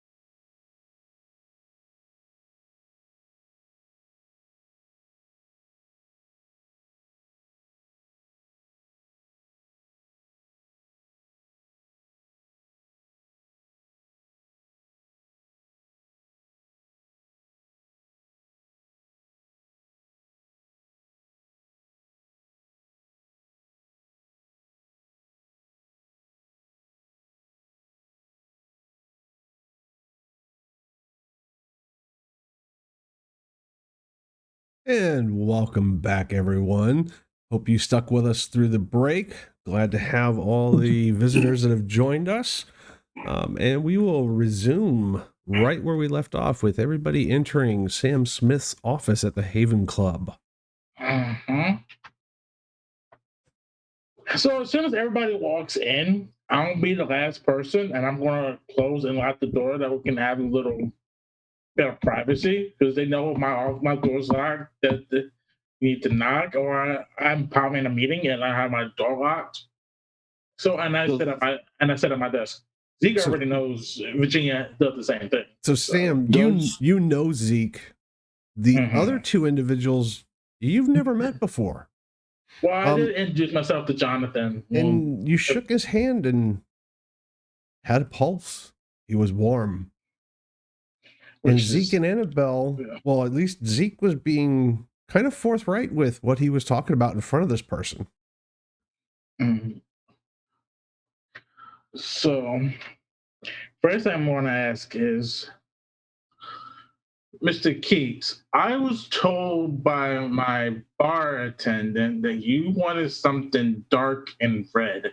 Is there something that you're willing to share with us? He's looking at the wine glass and kind of tilting it to where like it creates like an effect on the glass to where it's just pouring, going like a tide. I got exactly what I wanted. An invitation to you. Yeah, but you mentioned something dark and red. Yeah, and I got wine. Zeke will look at Sam. He has what he needs. I see. We know of each other. I see. In passing. I see. Well, we'll deal with that in a moment. So wait, are you going to tell me about your friend who apparently scared one of my valet guys out front? Because I recognize the distress in his voice. He'll just look at Sam, and in his best impression, hello. Oh, she's a friend. Smile. She's a friend of his. Annabelle is going to glide past Mr. White towards Sam and extend her hand and say, "Good evening, sir. I am Annabelle." Good evening. I'm Sam Smith, general manager / part owner of the Haven nightclub. And I shake her hand and I give her a nice, firm handshake. So it is great to make your acquaintance. Turning towards Ezekiel, I would just kind of give him a dirty look for a second. Do I see this? Yeah, by any chance? Absolutely. You'll see your turn. Do I see the dirty look that she gave him by any chance? Well, yeah, they're right in front of your desk. I mean, yes. True. All right. Hold on. Why are you giving him a dirty look? What did he do this time? Well, the joke with the voice and stuff, that's not very nice. Mr. Damien is an esteemed member of the Camarilla. We know. So we know Damien very well. Have you happened to see Mr. I'll roll my eyes at that. Just last time I seen him was when we dealt with the person at the two silos. Yes. And that situation is handled. Let me guess. The package has been delivered. Yup. It's been delivered. Did you take it where I think you took it? Yup. And he's not happy. Mr. Costa. John and Abigail, they're talking code shit. Yes. Do you remember, I'm going to turn to Annabelle, that incident with the fires? Yes, but there's already been too much speak. You say this Mr. Keats is good by you, but that doesn't mean anything in my book. And I don't feel very comfortable talking about these kinds of matter in front of the humans. I'm thinking about that is Annabelle. He's not. Oh, Because okay. the way he said he got what he needed, kind of show them my fangs. Okay. I'm sorry.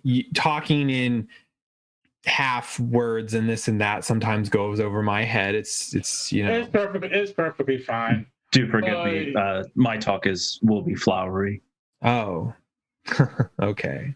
Intellectuals can be romantic too. Then let's drop the pretenses. You're talking about the package. I assume you mean the Primogen, who I've already been accosted for. Do I know the whereabouts of?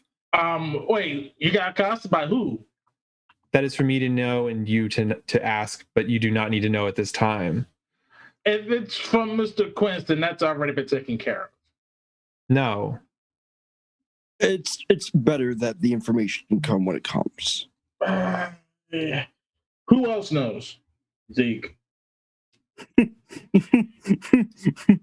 Besides Damien, I kind of figured he already knows because it was his. Damien knows, Damien know who else knows. Kyla knows too. Okay then. As soon as he says the word Kyla, shitting grin returns on his face. And then you hear him whistle. We're off to see the wizard.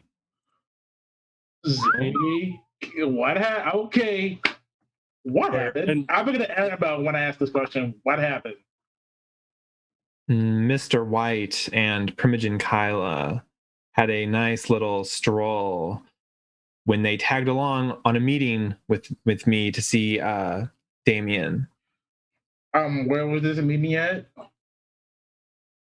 The battlefield. Apparently not very far from Mr. White's home. But he was reluctant to return there, so... And that's a good reason why he doesn't want to go back there. Oh. Isn't that right, Mr. White? We will just look at Mr. Keats. 22, was it?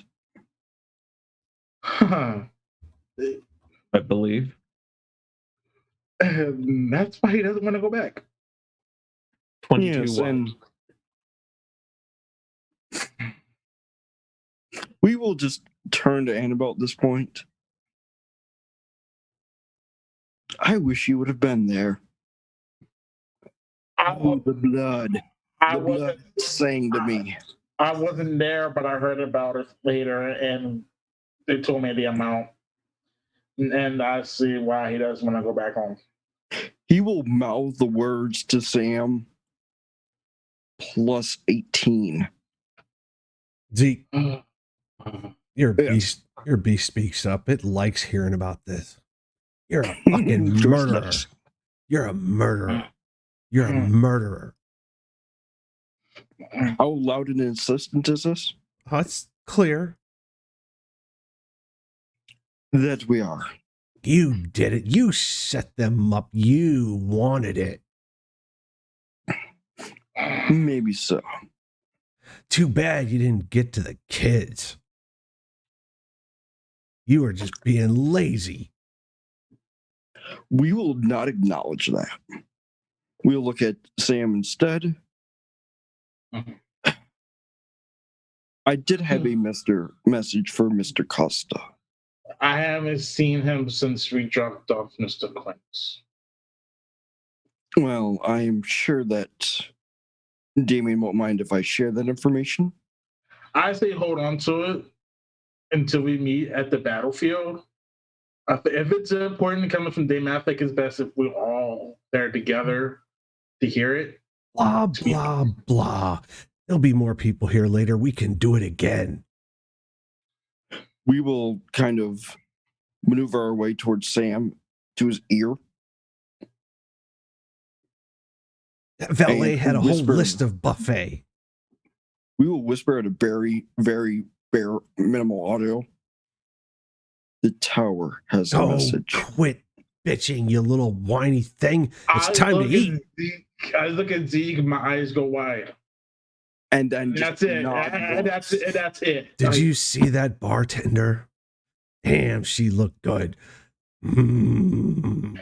So I looked at Annabelle. So how do you know, Mr. Damien? I've had enough of this shit. Let's go downstairs. We'll turn back from Sam, take a seat on one of his office chairs. What are you doing? Resisting.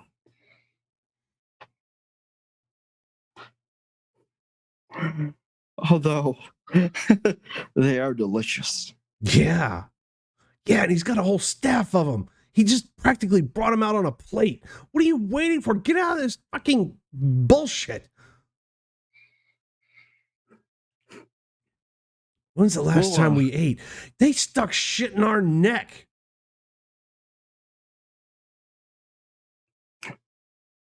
We'll just look at Sam. I'll take care of our little barfly later. With a giant smile. Just wipe her mind. Don't feed on her, please. Virginia will kill you and me. Mostly because I let it happen.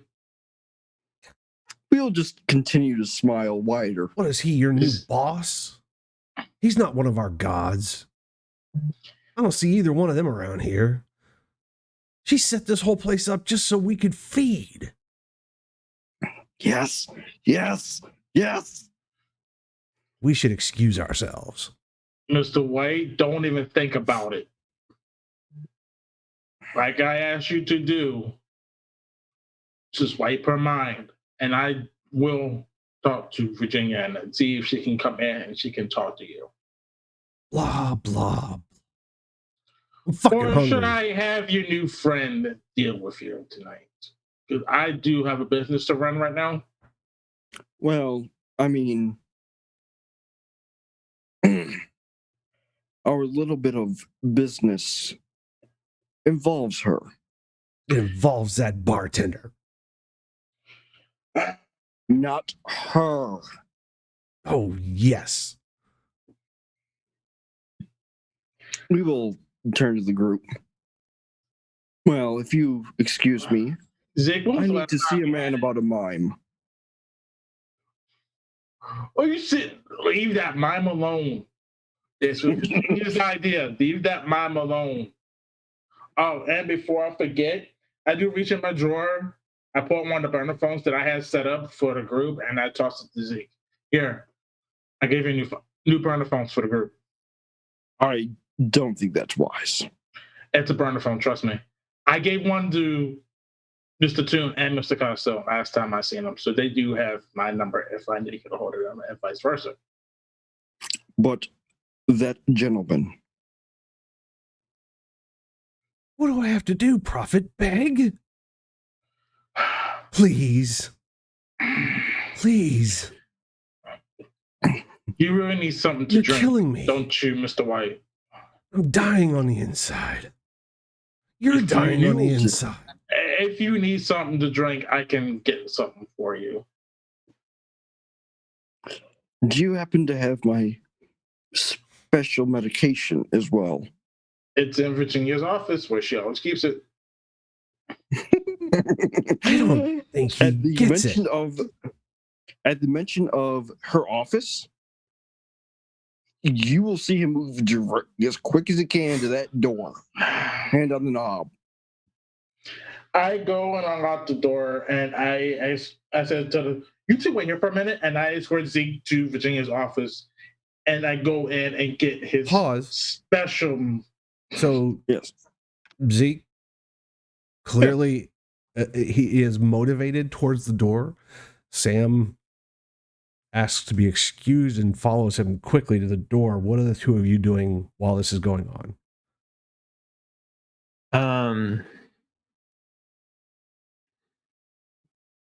Sit down in the chair.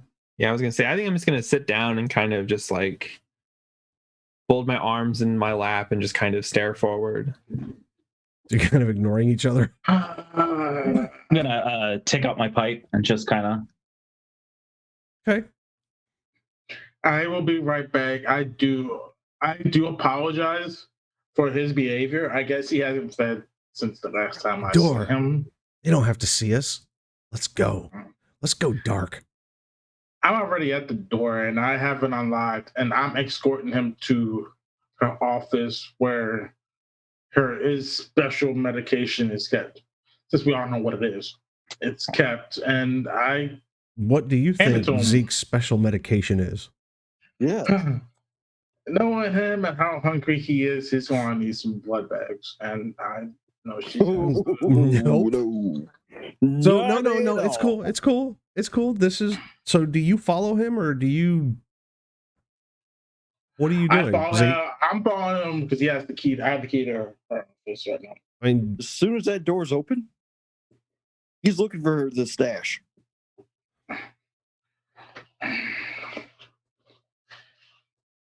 what stash are you looking for? He's looking for anything that is drugs, any sort of hallucinogenic.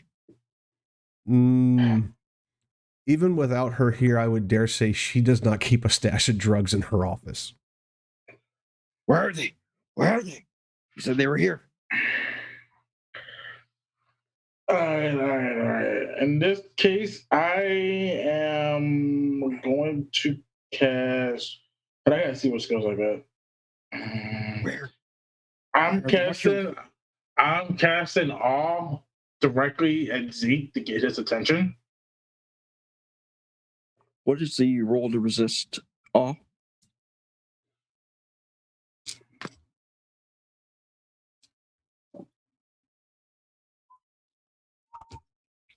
That is a good question. A moment. Yes. Awe is your manipulation and presence versus his composure and intelligence. Composure intelligence. Okay. So if you're casting awe and trying to affect Mr. Ezekiel White, Sam, you need to start with your manipulation and presence. I'm already planning on that.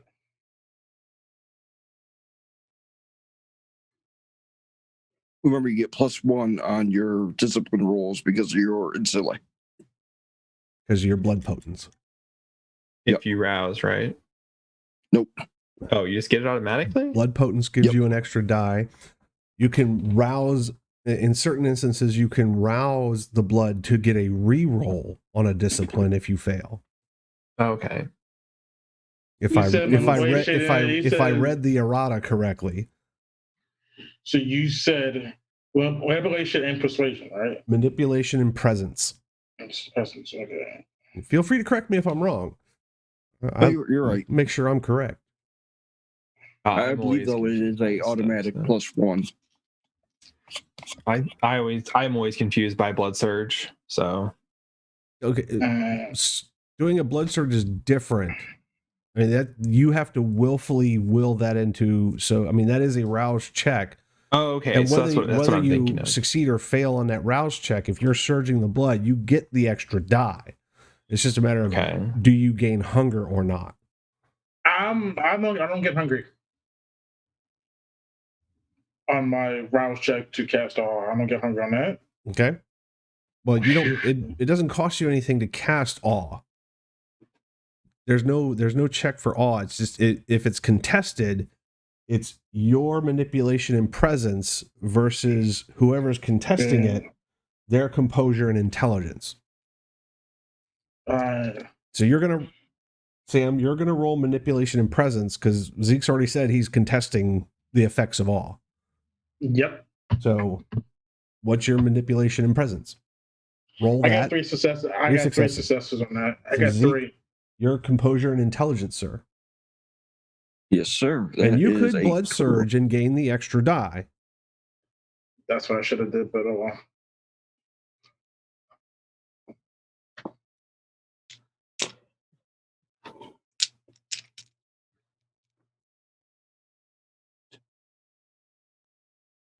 Three. Okay. Tie goes to the defendant. Zeke, you feel the rush of awe like you have before in front of your other gods. Sam's Yep. exhibiting that same demeanor, that same presence. And instead of the willful giving over to that, you resist the urge to acknowledge Sam as one of your deities. Your beast, he's a faker. Get out of here. We know what we want. Let's get it. He'll look at Sam. Where are my psychogenics, Mr. Smith, as you promised? I know where they're at. They're not in this office, and I will get them. But you need to calm down. Or I will have you thrown out of here, and Virginia will know Fuck about him. it. He's not a god. You know, He's just telling us what to do. Who does he think he is? Just another one of those fucking people. And after the morning I spent yesterday, we desperately need it. Just like everybody else in this fucking domain telling us what to do, think they have lord over us. Who the fuck does he think he is? We will ignore the voice in the back of our head. Okay, Mr. Smith. You're right. Yeah, You're right. prove him right. You're weak. You're weak. You're right. We both need to calm down. All right. Now, if you would please, Might as well get your collar and leash because they all own you. Now, if you would please show me where these psychedelics are. I will erase her memory, Thank and you. she will not remember a thing. Thank you, because I do need all the points I can get right now. 'Cause I'm kind of running the club tonight because I was. However, if a busboy happens to take a break, is that okay? Just don't drain him dry. Why should we And take erase his second memory. helpings? What is this, a And soup kitchen? erase his memory afterwards, please. Oh, he won't remember a thing. If he's on break, and please don't do it in front of the cameras. We will. Please. We won't be seen. I think you should go entertain. Now, where? Yeah, get rid of him. Do Where? what the fuck we want to do. I take him to where Virginia does keep her stash, which is not in her office. It's And probably it's not locked up. mine. She's probably got a little storage area. I mean, you guys probably have, places around that things like this would be locked up that are not in your personal offices that can be attributed to you immediately. Yeah. Right. And I do have the keys to every door. Yeah. So I do take him there and I unlock where it is. I said, just don't go too hard on them, please. I do know you do need you coherent because you did bring a guest said Damien, and I kind of need you coherent for that. He will take the bag, unzip the bag, take a gigantic whiff, close the bag, and look at Sam. Are you okay now? Or do you still need to feed at this moment? Does he know? Get rid of him. She will be erased and I will return to you. But now that I have, and you'll hold the bag, these on my person, we will feel much better.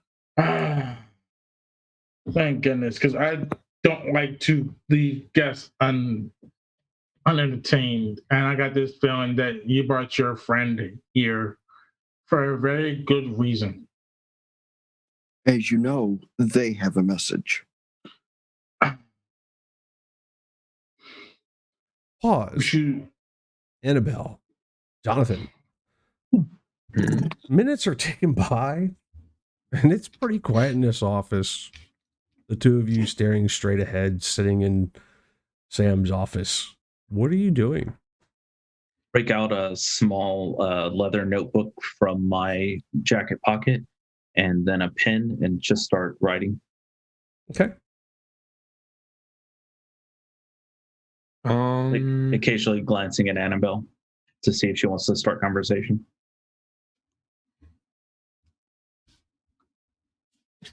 I can tell Jonathan's looking at me, so I will just kind of turn my head towards him. And do you have a topic of conversation you would like to bring up, or are you hoping I have something interesting to say? Both. I don't feel like I have anything too interesting to say right now, I suppose. So, what would you like to talk about? Everybody has a story. Don't be selfish. I'm not being selfish. Are you performing tonight? No. I fear if I got up on stage, there would be a rush for the exits. So, Performance piece.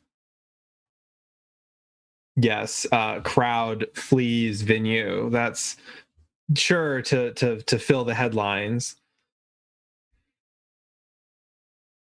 How much do you know about your associates?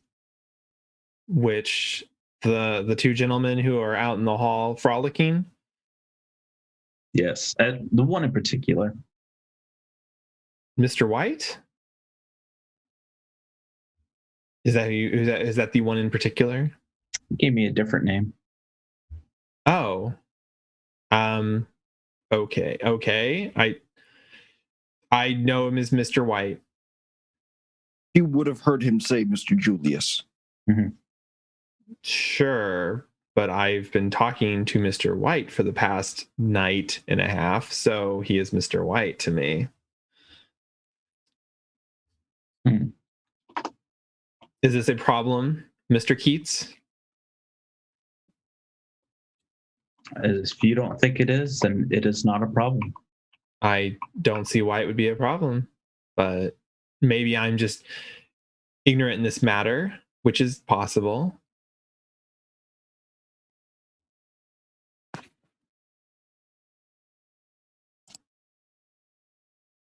Believe it, like this awkward air, this tension. Awkward air is always fun. So yeah, he lets the awkward pause linger. Oh, excuse me, I do have to be getting to this event.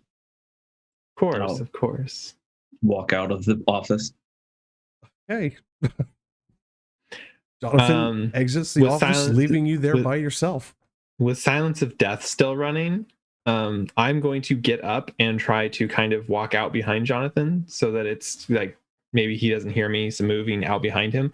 I'm not following him. I just want to leave the office and have him open the door for me. So okay.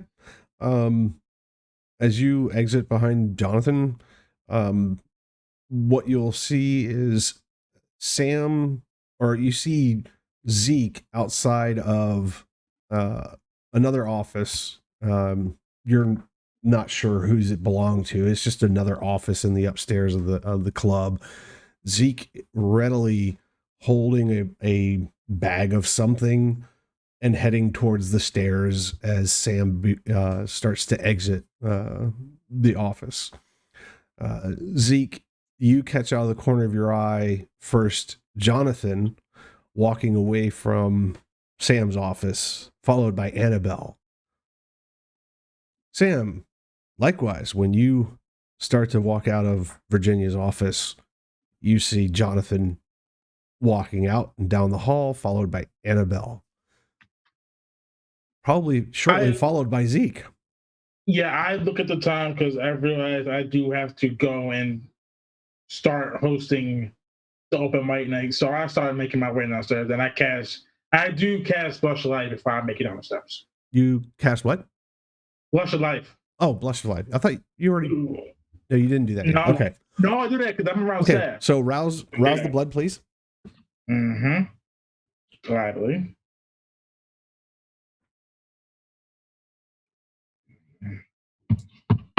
I succeed, and I don't get hungry. Excellent. So the four of you head down the stairs, one more motivated than the others.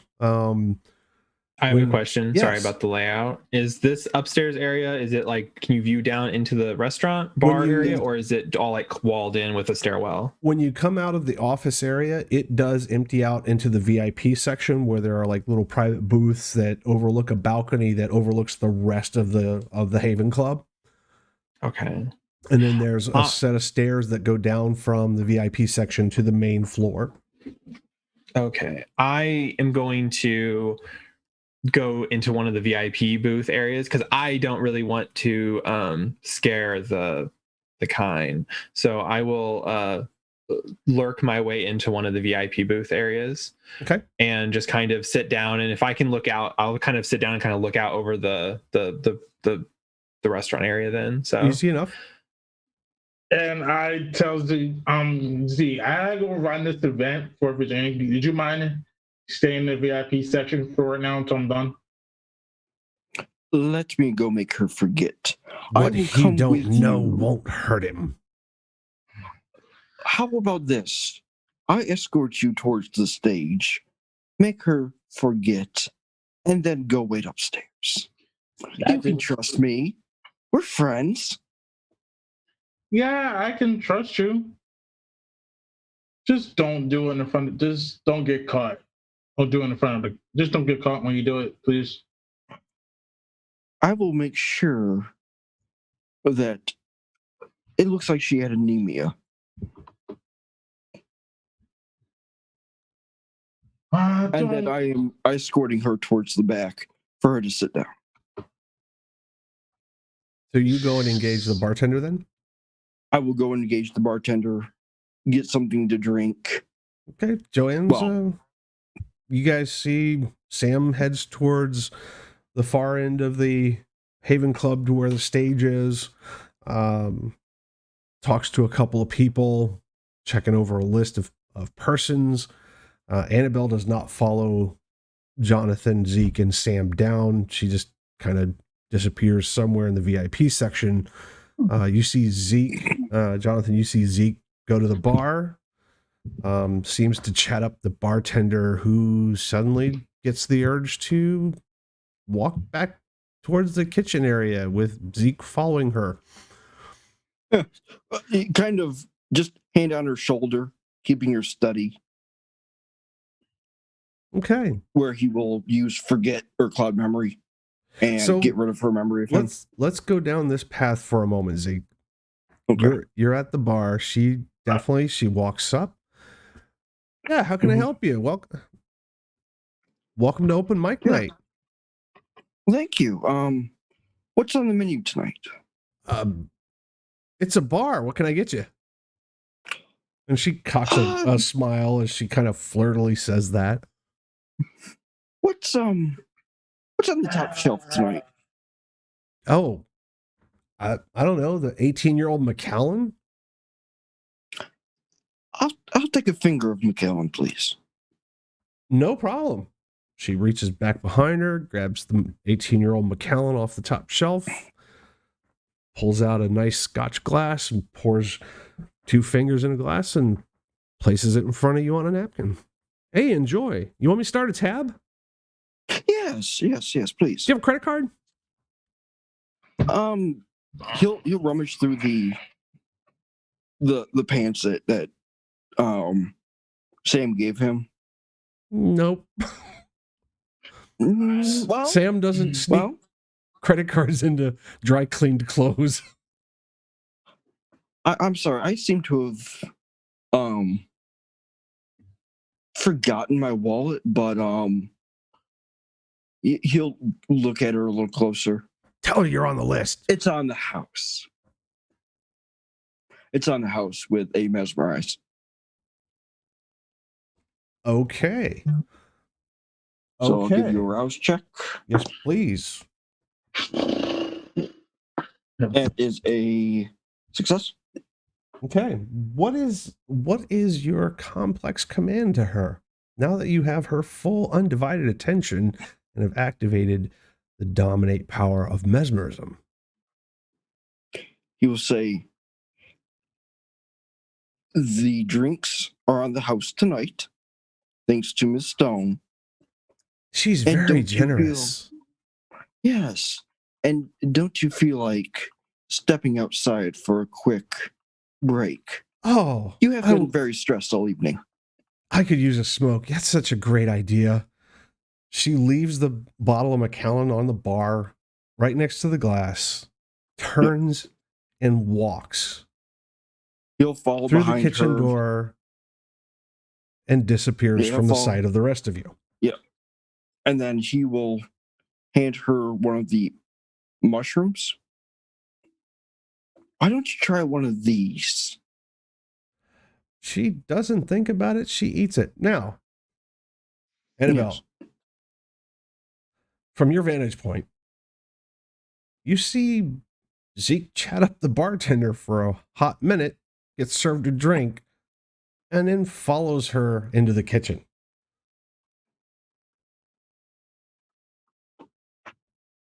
Sam, you don't notice this because you're busy. Jonathan, if you hung back just a moment, the interaction was absolutely visible, and you could hear just about everything. And how quickly she placated to him. Naughty boy. And I'll say that out loud. Zeke and the bartender walk past you into the kitchen. He will take her to, like, towards the exit doors, maybe off in a hallway that's Pause not that. You've visible had to your any camera. turn. Okay, just sure. And I will, Three other people here. I will grab that glass of scotch because I'm not a heathen and I won't let it go to waste. Roger that. And then bring it closer to on stage. Okay. I won't like mess with any of the bottles. I'll leave everything safe and secure. I'll actually take that bottle that she left and put it back on the top shelf so she's not So hanging you out. walk behind the bar, put it back up, and head towards the stage.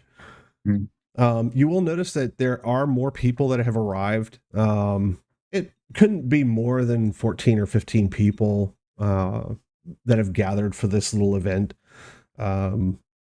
Sam's up there going over a list. So yeah, you walk up with a glass of scotch in your hand. Sam, it seems everybody has arrived and they're ready to go.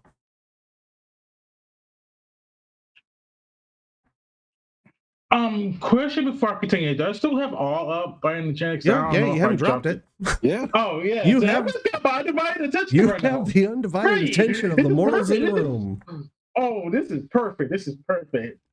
All right. Ladies and gentlemen, non-binary individuals, welcome to the Haven Club's first annual open mic night. I am your host and owner at this moment, Sam Smith. The other owner is not here at this moment. She's probably gathered up some more guests, or she's out having a good time herself. What do you guys think? You guys ready to have a good time? You get a bunch of bohemian snaps. Hey. Alrighty. First on our list is unfortunately a mime. First on our list, we have the mime styles of Mr. Richard Evans, everybody. Again, and people are doing their little artsy fartsy snaps or small hand claps as said individual literally does this from behind the curtain. I'm walking off stage at a So as he's announcing the mime, I'm going to get up. I still have Silence to Death active. I still have Ghost in the Machine active. I'm going to work my way down into the kitchen, the kitchen area, just hanging back and just kind of keeping my eye on what's going on. The people that wandered back in there. The kitchen staff there's a couple of people there. Obviously it's not fully staffed because it's a low-key night. But the cooks are doing the cook thing. Oh, sorry. I meant I want to follow Mr. White and the bartender. If where they go, I want to kind of follow where they're going and see if I can post myself up in a place where they don't see me. Does that make sense? Yeah, makes sense. I'll give you wits and awareness to see if you went in time to catch them heading out. Okay. And I am going to go ahead and I'm gonna roll a rouse check for blood surge. Okay. And it failed. But I still get the hungry. bonus dice. I gain a hunger. Absolutely. So oops, one of those has to be a hunger die.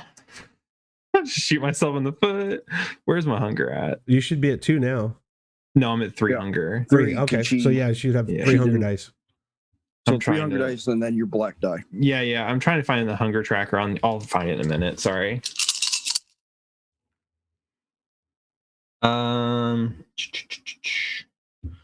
So I rolled a critical, and one of those criticals was a hunger die and a normal success. So I got 5 successes. Okay.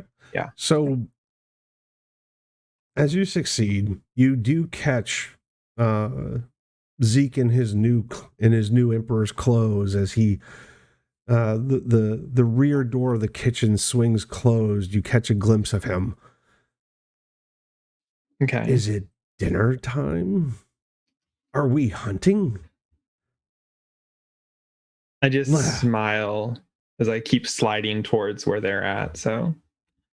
So he's already marked her for you, so just take her. That's what you meant him to do, was do what you said. You know that's not what we're looking for. Yeah, but it's convenient. And damn, I'm thirsty. Either one of them will do. Oh, exactly. You know what? I'll bet that preacher tastes like preacher. Let's find out. Yeah, you know you like that. Let's find out. I'll bet he'd even be willing. So as I slide through the door, I'm going to kind of move to the side, and I want to use Cloak of Shadows. Okay. If they're staying in this room, if it looks like they're going to continue on, they walked outside. They walked out the back door of the kitchen outside. You caught a glimpse of Zeke as the door was swinging back closed. Oh, okay. Yeah. So yeah. Sorry, I was misunderstanding door types. My bad. My apologies.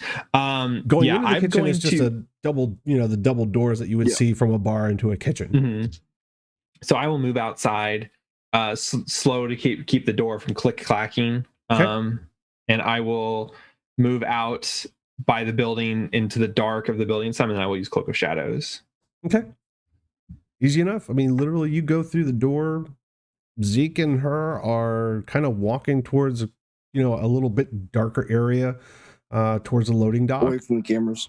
Away from the cameras, potentially, hopefully, to a blind spot. But yeah, there's plenty of shadows for you to just pause a moment and disappear. Okay. And you're already silent, so it's quite easy to get up close and personal with whatever's going on between the two of them. Perfect. Sam, Jonathan, there are 12 minutes of interpretive mime performance that is gritting, absolutely gritting to anybody with any sense of class, artistic ability. This guy should be in Vegas on the side of a street in silver clothing and silver makeup, posing, not miming. It's atrocious. How he got on this list is beyond anybody's guess because Virginia's not here. The crowd appreciatively, I think, applauds more emphatically when he's done because the fact that he's done. Right. Oh. Mr. Keats is next up on your list, Sam. And I say, ladies and gentlemen, Mr. Richard Evans, everybody. No, that was... Oh, right. Time out. Everybody applauds Mr. Evans as he mimes himself pulling a rope off to the side of the stage. Yes, Out of character for a moment, I want to make this announcement to everybody. Our dear Virginia Smith just got proposed to tonight. She's just put that on Discord, everybody. She just got proposed to. Oh, okay. She just got proposed for to. real. Miss Sammy got proposed to. It's for real. Yay. She just came over Discord. This would be an OOC break for everybody. Yeah. Congrats. If Sammy's watching, tell her we said congratulations. Congratulations, Sammy. Congrats, Sammy.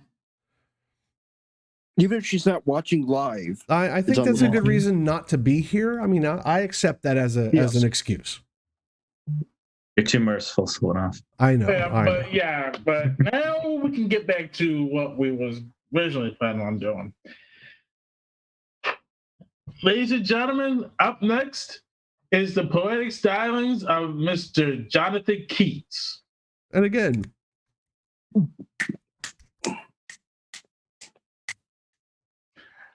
and that's when I walk off to the side. Jonathan. Yes? Sam is exuding some kind of persona that is absolutely attention grabbing. Everybody's riveted on him. Even you feel some strange attraction.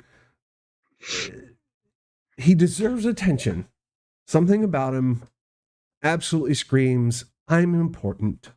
You like me. You really like me. As he exits the stage and waves you on.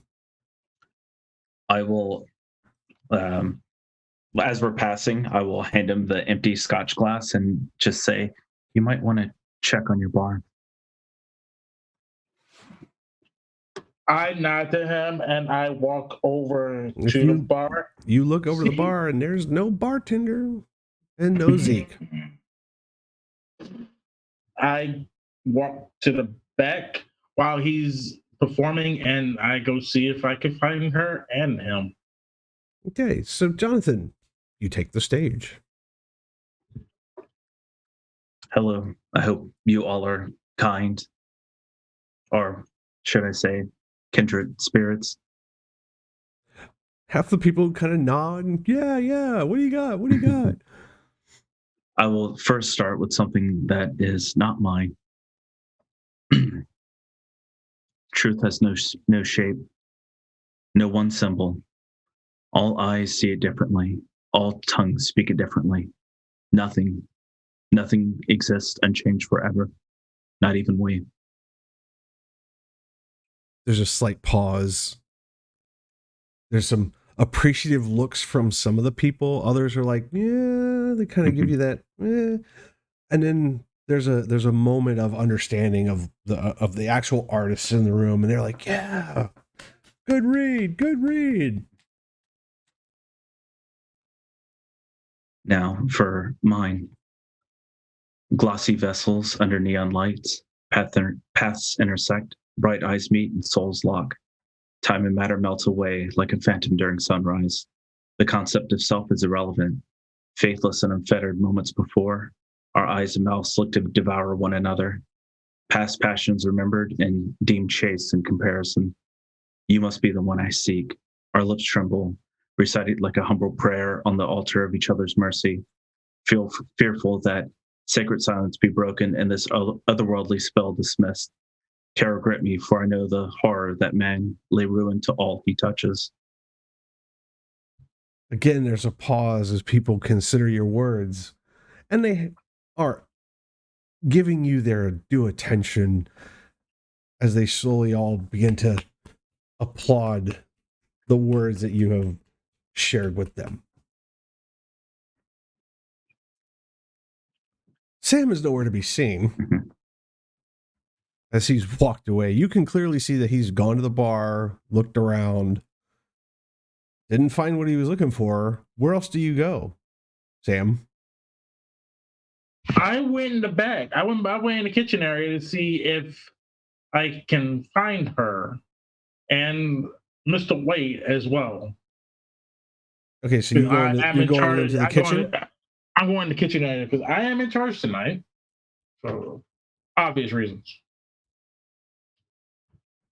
So you go in the kitchen and yeah. you see the expected staff in the kitchen. There's the cook. The chef, I should say. There's his assistant, the sous chef, and probably a busboy or two, and somebody working dishes. Right. So I talked to the chef. Hey, chef, you seen Joanne? Miss Smith, to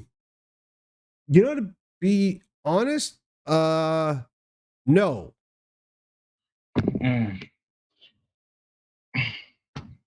Because there's no one manning the bar right now, and we don't have no one else working the bar and working the night that can handle the bar. Did you try her on the headset? Yeah, let me give her a try real quick while we still got performance going on. Joanne, pick up. You there? There is no response.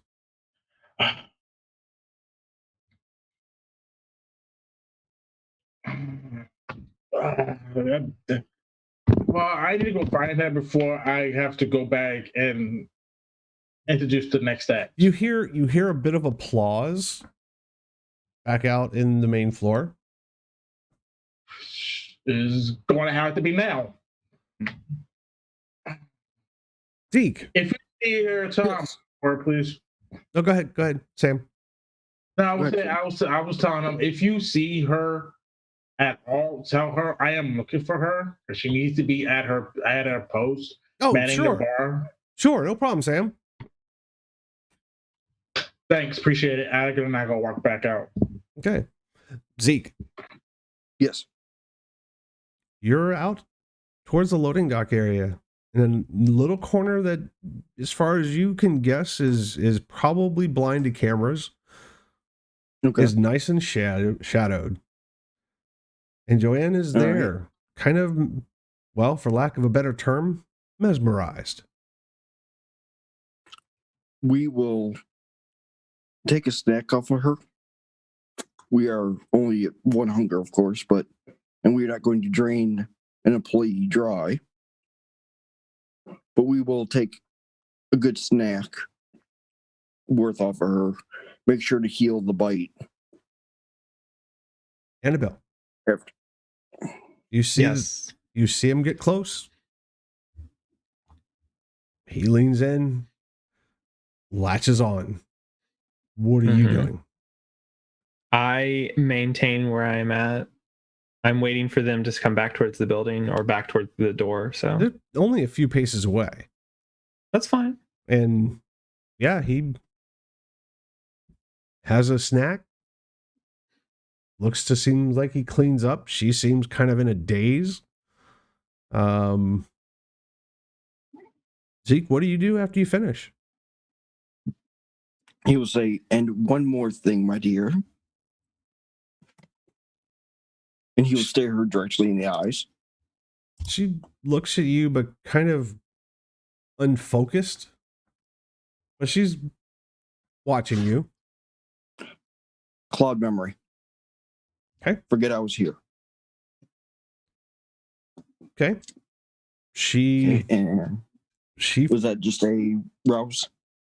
She kind of forgets that you're there. I mean, literally, she stops looking at you, looks around, and He'll take one of her cigarettes out of her pocket or wherever she happened to have them, place one in her hand, and before she has a chance to kind of look at him again, Zeke scoot off into disturbingly looks like he's feeling her up as he begins to pat her down and puts his hands down her pockets and comes up and puts a cigarette in her hand and lights it for her. And then he'll go back toward the kitchen. Zeke turns and goes back into the building as she kind of stands there for a moment. Okay. Well, as Zeke passes me, I am going to grab him and put my hand over his mouth Okay, so that will be strength and brawl. Yep. What is the resistance roll for that? For you, it'd probably be dex and athletics. She's definitely got the surprise on you because she is invisible and silent, and is kind of ambushing you. 3 successes. 1 was a bestial failure.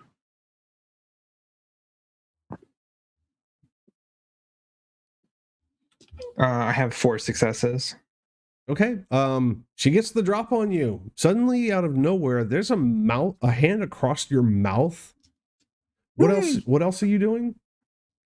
I'm going to kind of do that, and then I'm going to like pull him against myself and kind of like back up against the wall. So it's just kind of like right there. And I'm not going to move. I'm just going to hold him there for a second and hope that this Joanne lady, kind of in her daze, stumbles back towards the kitchen. So Zeke, yeah, a hand appears over your mouth. There's a grip on one of your shoulders and yanks you back towards the wall. Does this grip feel familiar? Not at all. This is, and your beast kind of makes the same sound that you just did, as if it's reacting to this at the same time. Well, we're going to try to struggle again. And do what? We're going to struggle to see if we can get a hand around the wrist to kind of pull it away. Okay. We don't like being gagged. Okay, and you say nothing to him? Even if it's... You just like grab him and pull him back? No, I don't say anything to him. Okay, cool. Surprisingly, Joanne takes a couple puffs on the cigarette, flicks it out, and kind of unfocused, stumbly walks back into the building. She does not look stable. And Annabelle, really? There's this thing in the back of your brain that is like screaming date rape. Like, you just saw what he did. She's no longer stable like she was before, and he was feeling her up and down. Yeah. After she stumbled inside, I'm going to hiss into his ear. You think you're clever. You think you're discreet. But you pull this shit in your friend's, I assume, haven. What the fuck is wrong with you? Zeke, you do get strength and brawl to pull that hand away from your mouth as a voice starts talking to you. Because these things happen in seconds. What do I roll for this? If you're resisting him, you're going to be strength and brawl as well. Okay. 2 successes. Sorry. A lot of dice, I hear. 1, 2. I got 3 successes. I got 4 successes. Sorry. That's enough. You restrain him, Zeke. You do not pull her hand away from your mouth, and you hear her say what she just said. She restrains you. He will attempt to nod.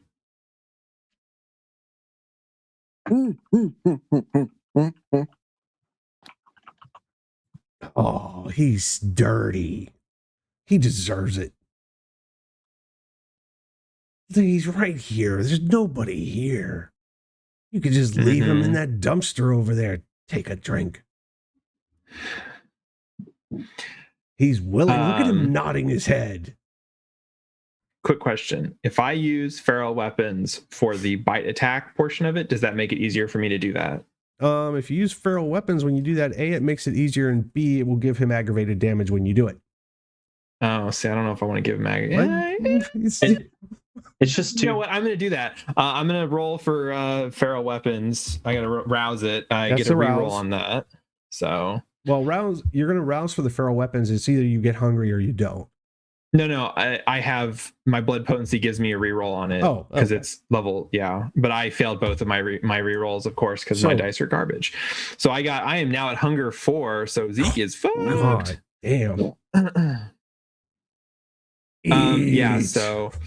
So I'm going to go ahead and use my feral weapons for the bite attack and use it on Zeke to feed.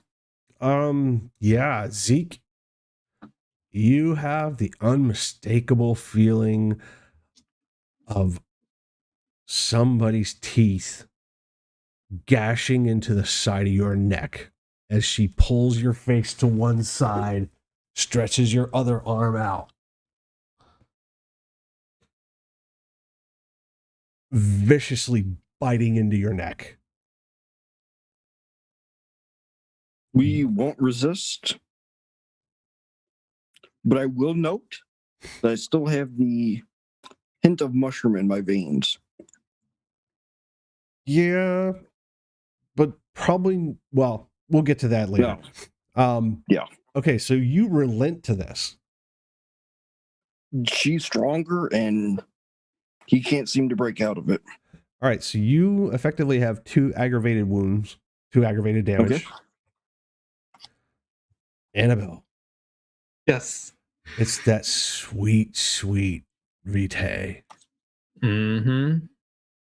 The blood that only a kindred can give up. As he relents and gives into your feeding, the only thing your beast says is drink. Drink. He don't mind. He's giving it up. Just say thank you. And it urges and urges and urges and urges you to continue drinking. Yes. Once I have gotten like the like 2 points of hunger back, I want to forcibly force myself to like stop drinking. Like, how do I have to roll for that? No, you're not in a frenzy. Okay. You're just being tempted by your beast. Okay. Now, Zeke, you do lose another 2 hunger because she's sucking it out of you. That's fine. I'm at 2 hunger. You were at 0? Oh no, I'm sorry. I'm at 3 hunger now. Yeah. Gonna say. Your beast is not happy, Zeke. No. She's, well, it can't argue with you. You gave it to her. No. They were right. You're weak. You're weak. We'll argue in our head. This is penance. Just roll over like the dog you are. Where's the leash? Literally, Annabelle, at the same time, your beast is like, this one needs a collar. He rolled over and gave it up. You own him. You own him. Bond him now. Give him a taste. Yeah. He won't mind. He's already willing. I'm going to grab his jaw with the hand that had on his mouth or whatever. I'm gonna like grab his jaw and I'm going to kind of pop it open. I'm gonna bite into my wrist. I'm gonna stick my wrist on his fucking mouth. God. Wow. I'm gonna resist to drink. Okay. So yeah, that's gonna be strength and brawl on both your parts. Yay! God damn it, motherfucker.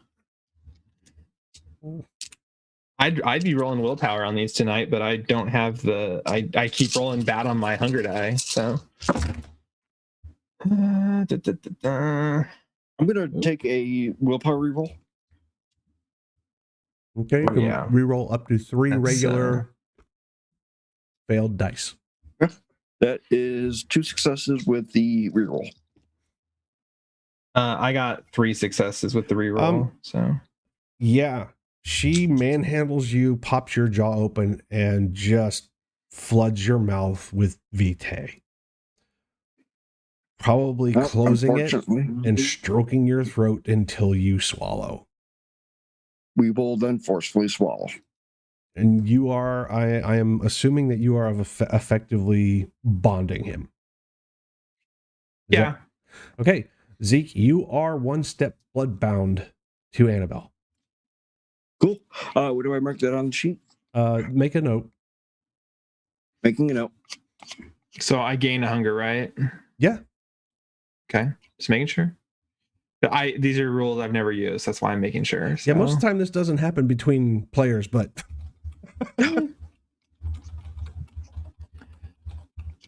wow. I mean, it's felt spicy. right. It felt right. To you it did. Annabelle is supposedly a monster, so she's just proving the viewers right. Pause.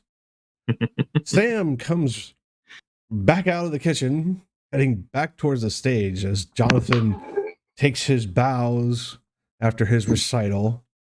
And All right.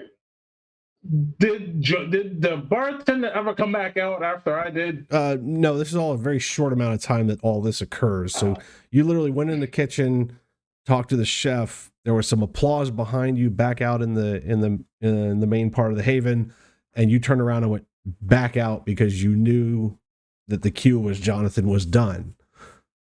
Yeah. So I go back out and I said, Mr. Jonathan Keats, everybody. Did y'all enjoy that?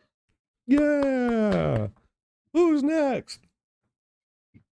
And we have a live band, a jazz band performance tonight, everybody. And everybody applause, snaps fingers, what have you, as the jazz quartet comes on stage. Jonathan. Yes. What are you doing, sir? As you see Mr. Smith come out of the kitchen quickly as you take your applause and bows and returns to the stage, announcing the jazz band and allowing them to take the spotlight. Everyone, Mr. Smith and the Haven Club, give it up.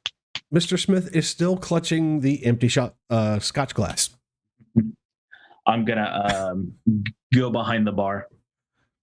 Okay.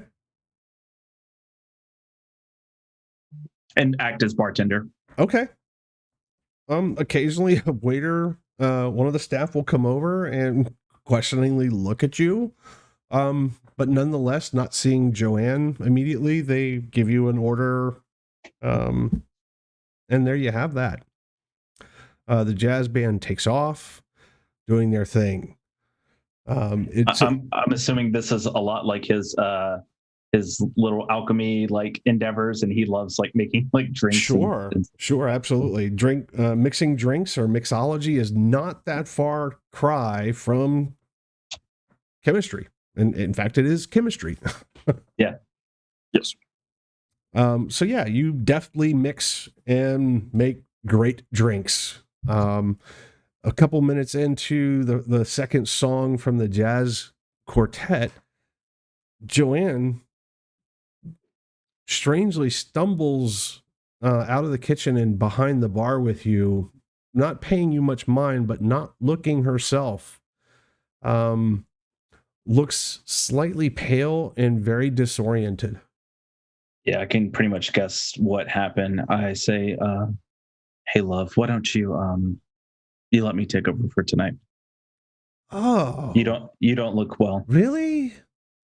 Yeah. What about Sam's gonna be mad? I'm supposed to be on the clock. I don't think Sam will be upset with you. In fact, I think he'd be upset if you stayed in your condition and didn't get better for tomorrow. Yeah. Why don't that band's call you really someone good.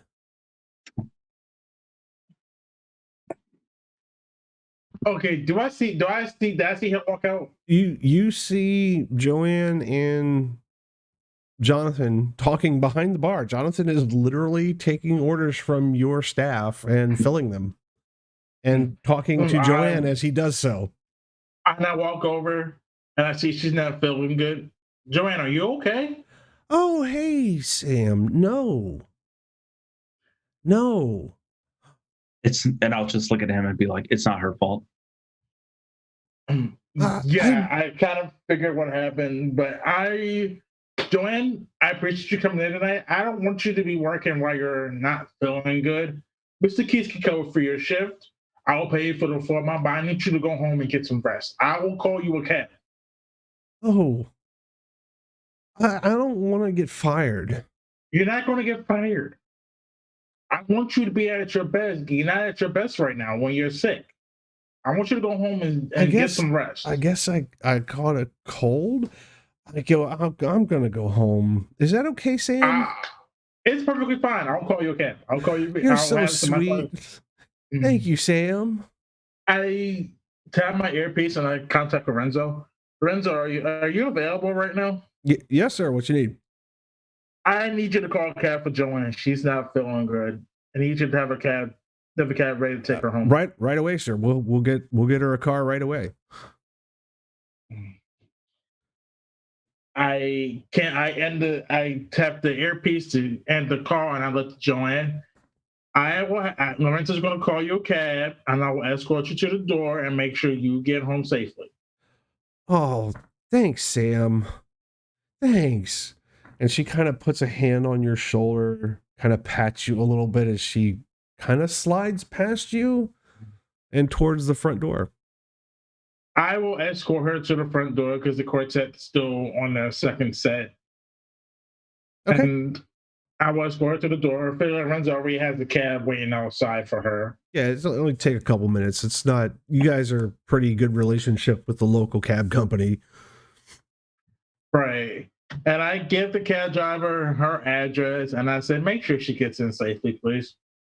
I'm assuming you tip well enough that the cab driver will readily go, absolutely, sir. I tipped him well enough to where he can just walk her in and then walk back out. He can go on about his business. Okay. Sam or Jonathan, Sam walks Joanne out the door. You hear him talk to somebody on the other side of the comms that he's got plugged into his ear, and you hear him talk about arranging a car and a cab home, and he walks her to the front, returns just a few moments later. Annabelle and Zeke. There's a dynamic now that suddenly sets in between the two of you. Zeke, it's not like the other two. This is different. This is something new. Yeah. Has she letting go at him? I don't know. Point? Have you? Yeah, I'm gonna let go of him, and if he's not really maintaining his weight, he'll probably drop to his knees at least. Perfect. So. He will get on both of his knees. Lower his head.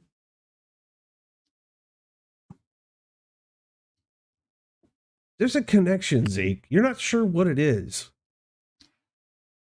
but it's almost sudden. Feel good. You're not sure yet, but your beast isn't talking to you about it. In his mind, that's a good thing. Well, potentially. He'll wait to be spoken to. Zeke's down on his knees in front of you and has this weird kind of almost a doughy-eyed look.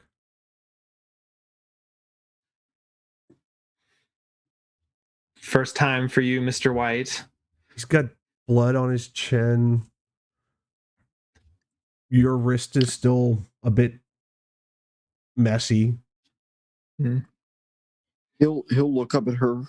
No response, just a look of both fear and adoration. You've never been bloodbound before. No. By another kindred. So this sensation is new to you.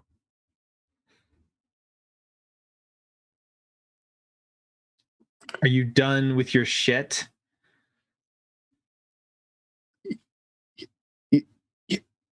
Yes. And get the fuck up.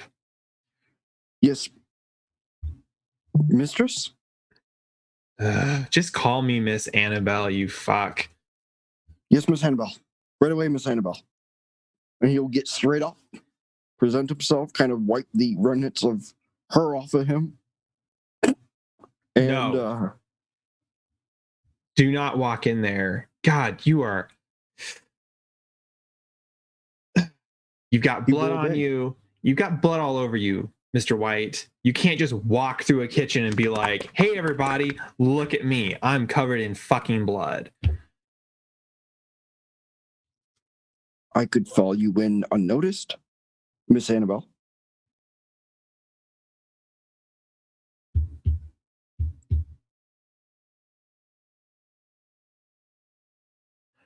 Wait here. Yes, miss. I'm going to, under silence of death, I'm going to go back and actually, I'm not going to use silence of death this time. I'm going to walk normally back into the restaurant, through the kitchen, up the stairs. I'm going to grab I want to grab the old clothes that he wore in, and I'm going to take them back outside to him. Okay, so and throw them at his feet. You enter. That's what I want to do. You enter back through the back door of the kitchen. You walk through and enter back into the main room. Jonathan, off to your left. Miss Annabelle comes through the kitchen, looking intently and heading towards the stairs, heading back up to the VIP section. I'll just shout, can I get you a drink? Sam. Yes. As you come back inside from getting Joanne into the car, you see Annabelle coming out of the kitchen, and Jonathan engages her in conversation. I look to Annabelle. Have you seen Zeke? I'm handling Ezekiel. What did you do? I did nothing untoward to Mr. White. Matter of fact, I know what he did, but what did you do? I am remedying the situation.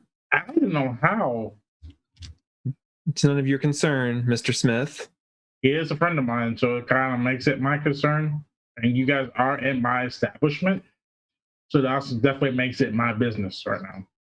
Mr. Smith, these kinds of matters are best not discussed on the floor of your establishment. If you wish, if you would like to discuss this matter, if you have the free time, come upstairs. I need to pick up something for Mr. White. I do have a little bit of time because they're on their third set and they're really good. They're asking for encores, so I got time. Okay. So we head upstairs Jonathan, to my office. You not engage in that conversation at all? You just watching it unfold?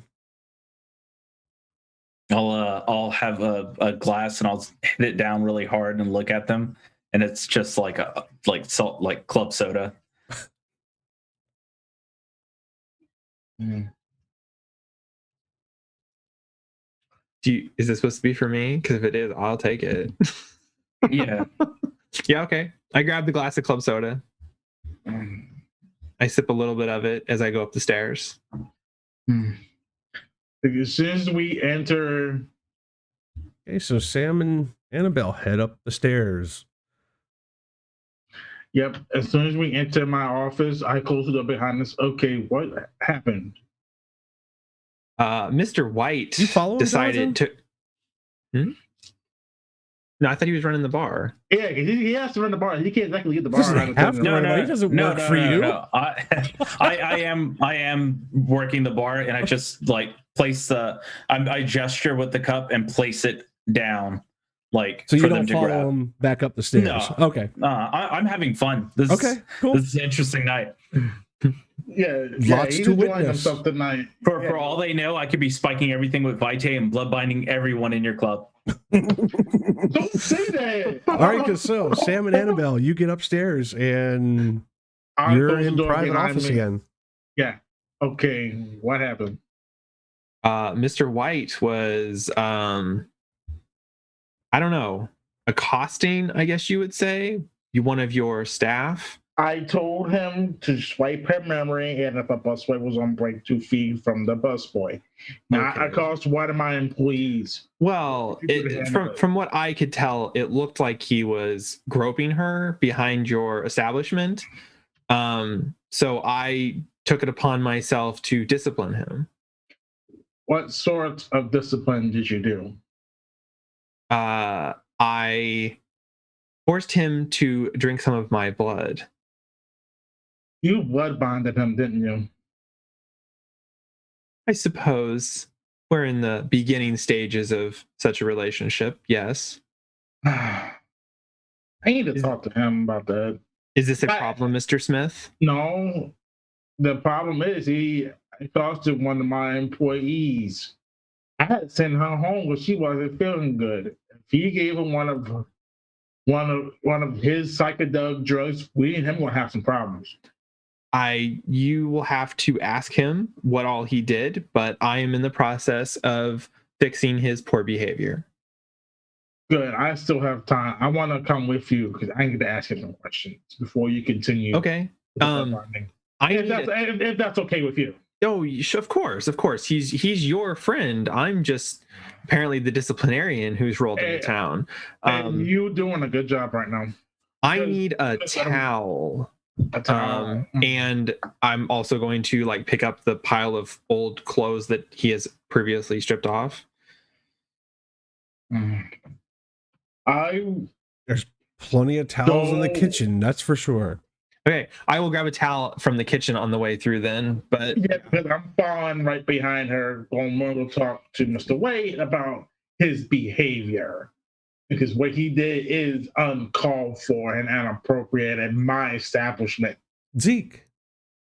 Yes. She leaves you behind to muddle in your thoughts. Where are your thoughts right now? Regret. Embarrassment. Anger. Sort of that almost feeling of ennui. That listlessness.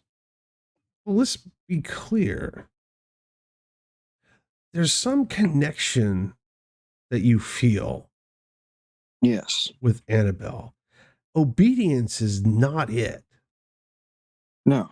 But there's something there. You're not sure what it is. And now she's out of sight. Gone. Told you to sit. Stay. Good dog. Sit, Ubu, sit. No. He would feel listless, anxious. His thoughts would be erratic. Why did he let this happen? Why was he so sloppy?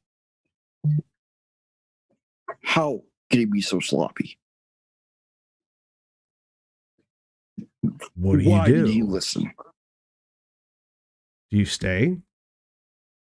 We were ordered to stay. We don't know what would happen if we didn't stay. Although we don't know what happens if we disobey.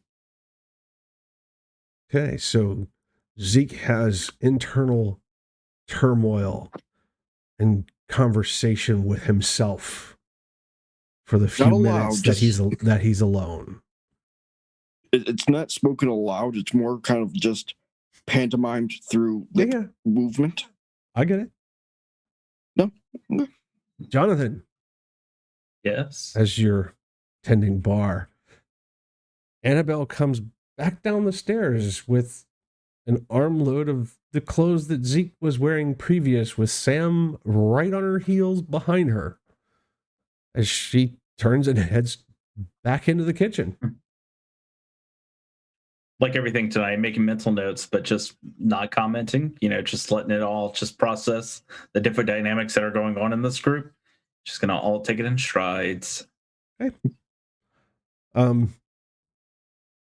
Yeah, Annabelle and Sam quickly go out the back door of the kitchen to the loading dock area to see a slightly pacing Zeke. Yeah, he would be pacing from the edge of the dumpster to where she told him to stay and back.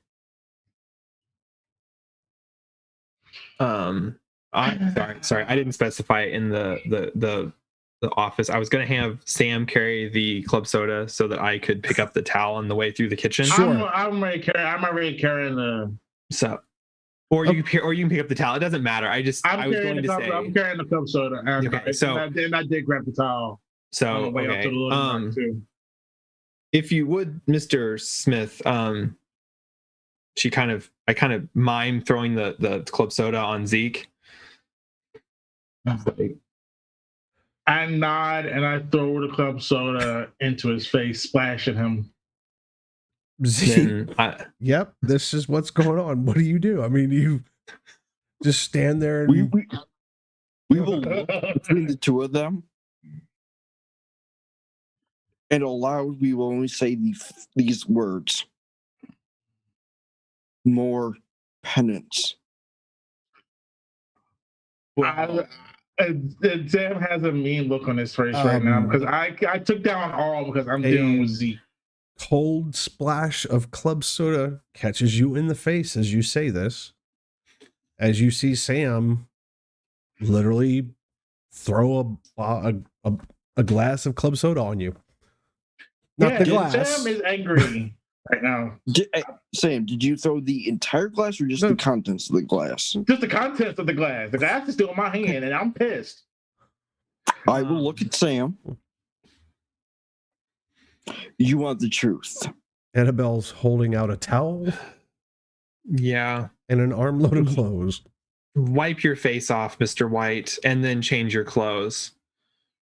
He'll do as instructed immediately. But before you do that, Mr. White, Zeke starts to undress right there on the loading dock, wiping his face down, taking the clothes White, from Annabelle. Hold up. As soon as she speaks. Mr. Smith, do you need something from him first? Yes, I do. Mr. White, what in Kate's hell was you thinking? Accosted one of my employees. You were supposed to wipe her mind, and that's it. He said what's this drink. About accosting? This is what Annabelle told me, unless you got something else to add to it, Mr. White. I will walk you through the event. He's a hypocrite. He said to have something to drink. You said to take her away from prying eyes and make her forget. And that's it. We don't owe him explanations. I made her forget. However, to calm her nerves, I may have shared one of my snacks with her. Then, as she forgot who I was, I took a cigarette out of her pocket, put it into her hand, and lit it for her. If that is accosting to your own mind. No, well, this is what Annabelle has told me. But you did do what I asked. I did say for you, I did ask you to make sure that she forget the conversation the four of us had at the bar near the bar. I appreciate you for that. But please, next time, just be careful. You didn't go on a blind spot, right? Or in the shadows. We will literally point to where we stood. Was that okay? Seems like an okay spot. Yeah, it's okay. It's okay. It's an okay spot. But please, we made sure our little fun time. By the way, does something smell good to you? We don't answer him. What are you doing? Oh, that would be the club soda I splashed on you.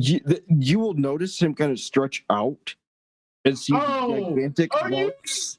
I know about that. She told me. I kind of know about that. Right and now. He will say, and now I am very hungry. God damn it. Mr. Smith.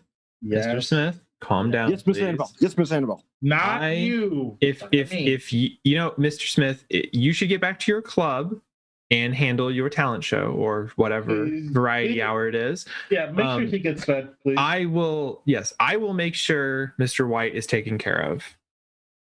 I appreciate it, and if I did anything to upset you throughout this night, I personally apologize. You've done nothing untoward to me, Mr. Smith. Annabelle, your beast. Look who's next. Just lining them up like dominoes.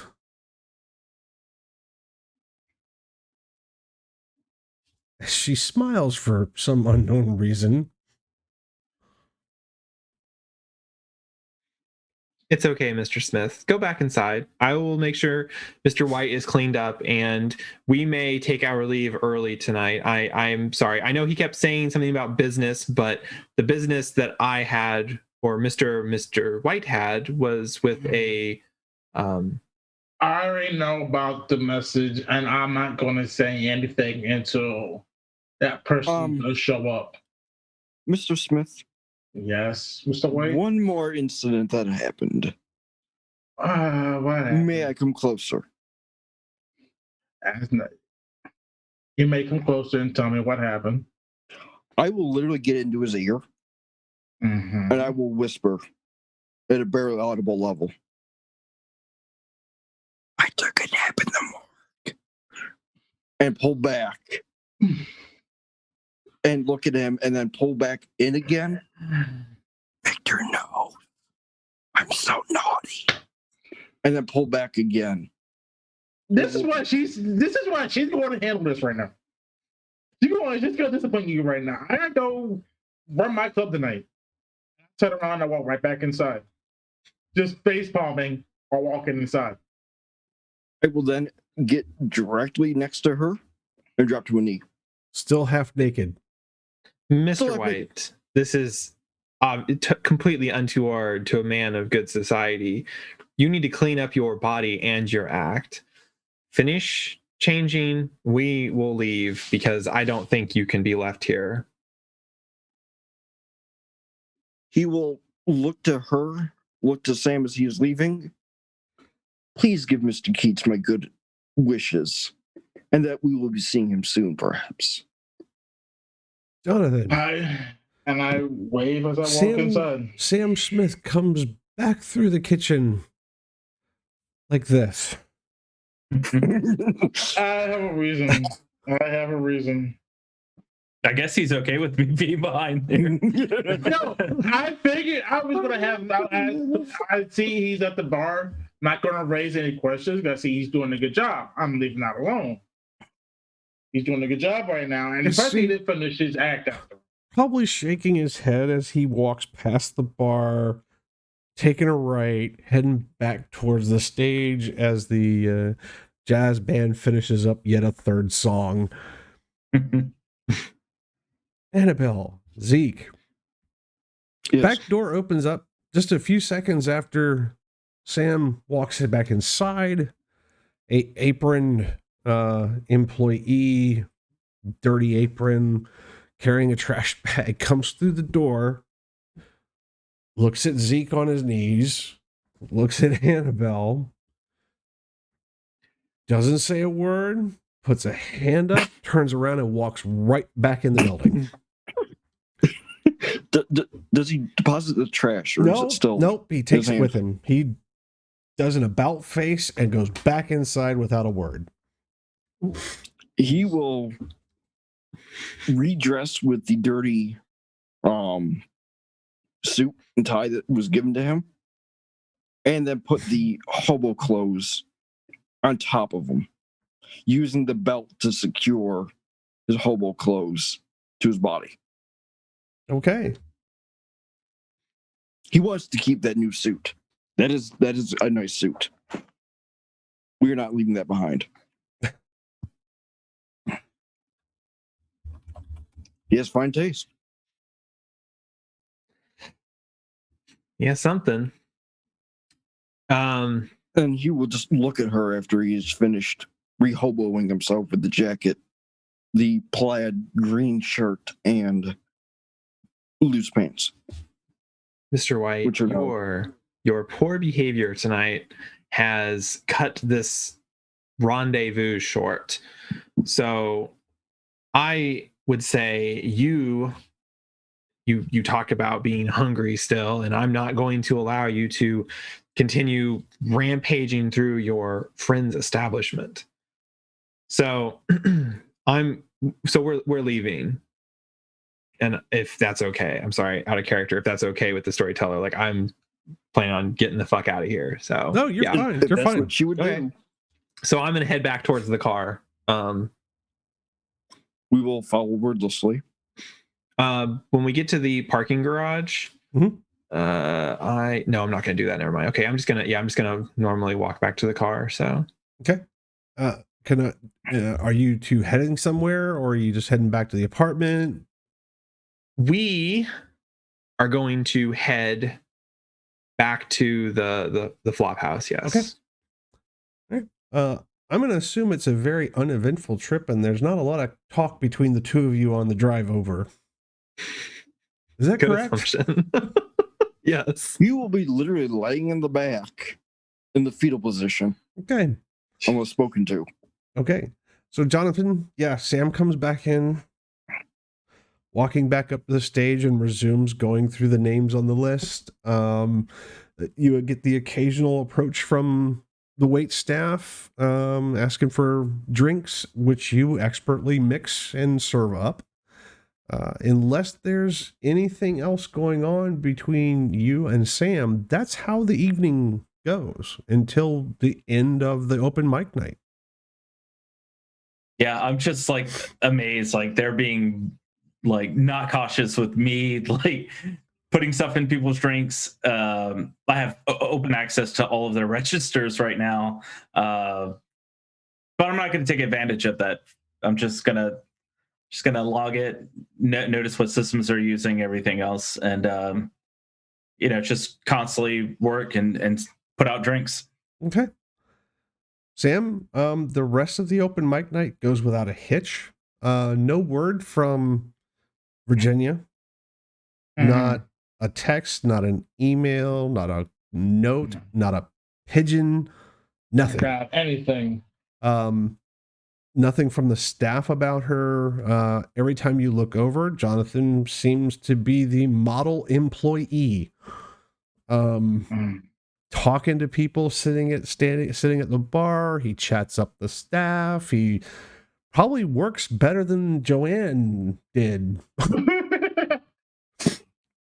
Pretty much. But so the rest of the open mic night goes without a hitch. Neither Zeke nor Annabelle ever came back into the building.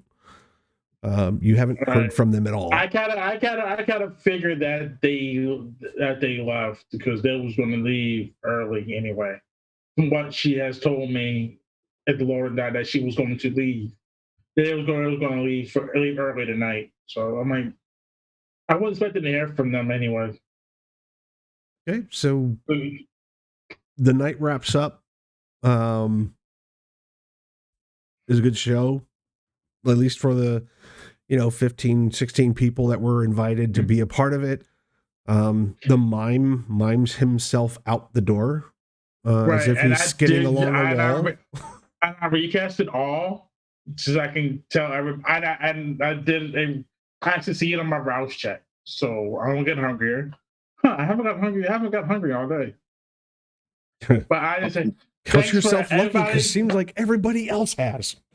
Everybody else is getting hungry except me tonight. Yeah. So I say, everybody, thanks for showing up. It was a relative success. Applause and snaps. I will talk to my partner, Virginia Stone, and see if we can do another one. And get the mama's already left, right? Yeah. Yeah. And I'll try to see if we can get better hacks next time. There's some appreciative snaps and claps. Nobody really cheers that statement because it's kind of a slur against someone who's willing to put themselves out there. You get a little I will odd shout looks from the back. That wounds me, Sam. There's a good reason for that, because there was no music behind it. At least put some music behind the mom's going to act. Maybe I can talk to the mom and see if he could maybe put some music to his act. I don't know, maybe. Look, it's a long night. I'm tired. I know y'all probably just want to go home or go out and celebrate some more, but I appreciate y'all stopping by. Yep, there's the little bit of lingering hellos and goodbyes as the people get to know each other a little bit and everybody heads out. Is there any interaction between yourself and Jonathan after the participants leave, the staff is cleaning up and finishing up their duties? Right. I dropped all by the time I got to him, and I say, Mr. Keats, you've done a bang up job being our substitute bartender tonight. Are you sure we can't hire you on? I did it because it's fun. You could not afford me. I don't know about that, but I do appreciate you stepping up tonight. I really do. Not gonna ask for a boon or whatever you people do. I'm not for something so gauche. No, something like this. No, there's no boon tonight. I appreciate it. You did wonderful. You did wonderful tonight. You really saved. You kept the open mic night going pretty much.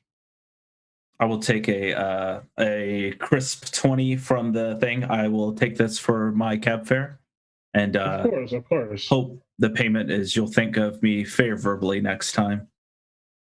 Of course, you'll be on the list for the next event. Next time we have a open mic night, you will be on the list.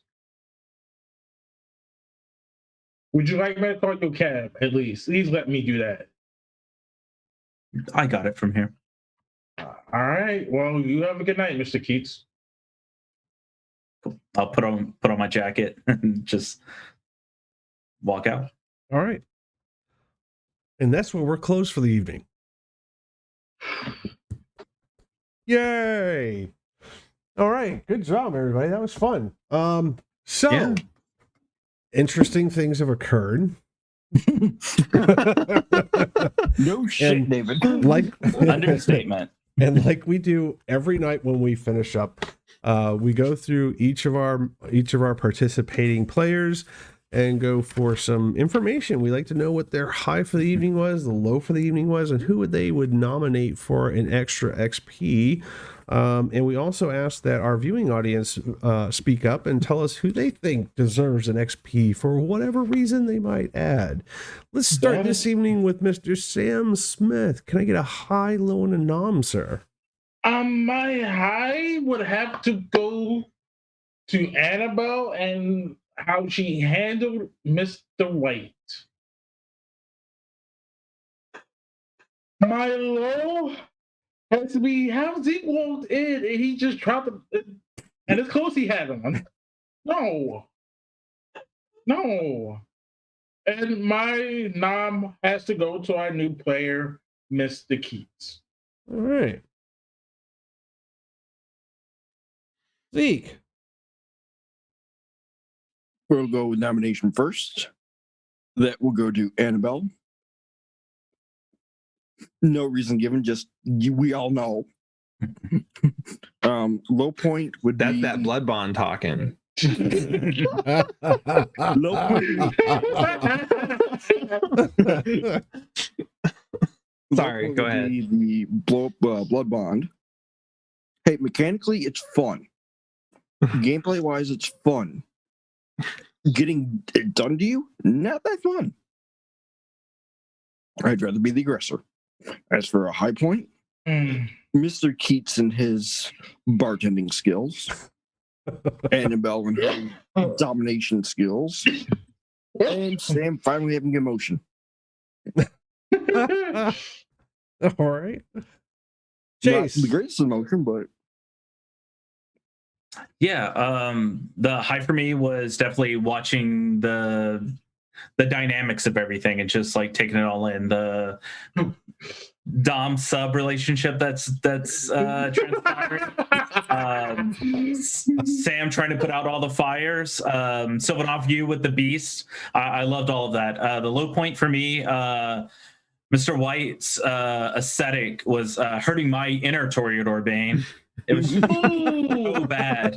But that's personal. And You're then welcome. my nomination would be Annabelle.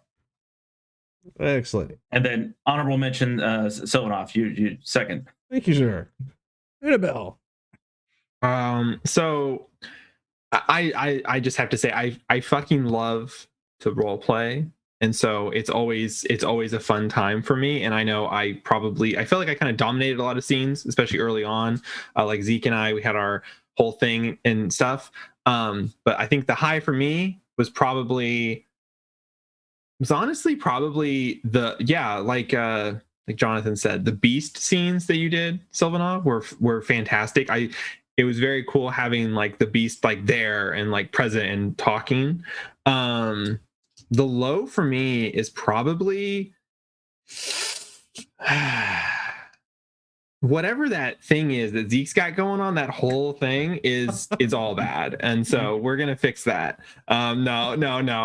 The low is probably just the low is probably his behavior with like the whole feeding thing when he was going after the chick. I mean, I know he didn't tell Mr. Smith that he fed, but I know.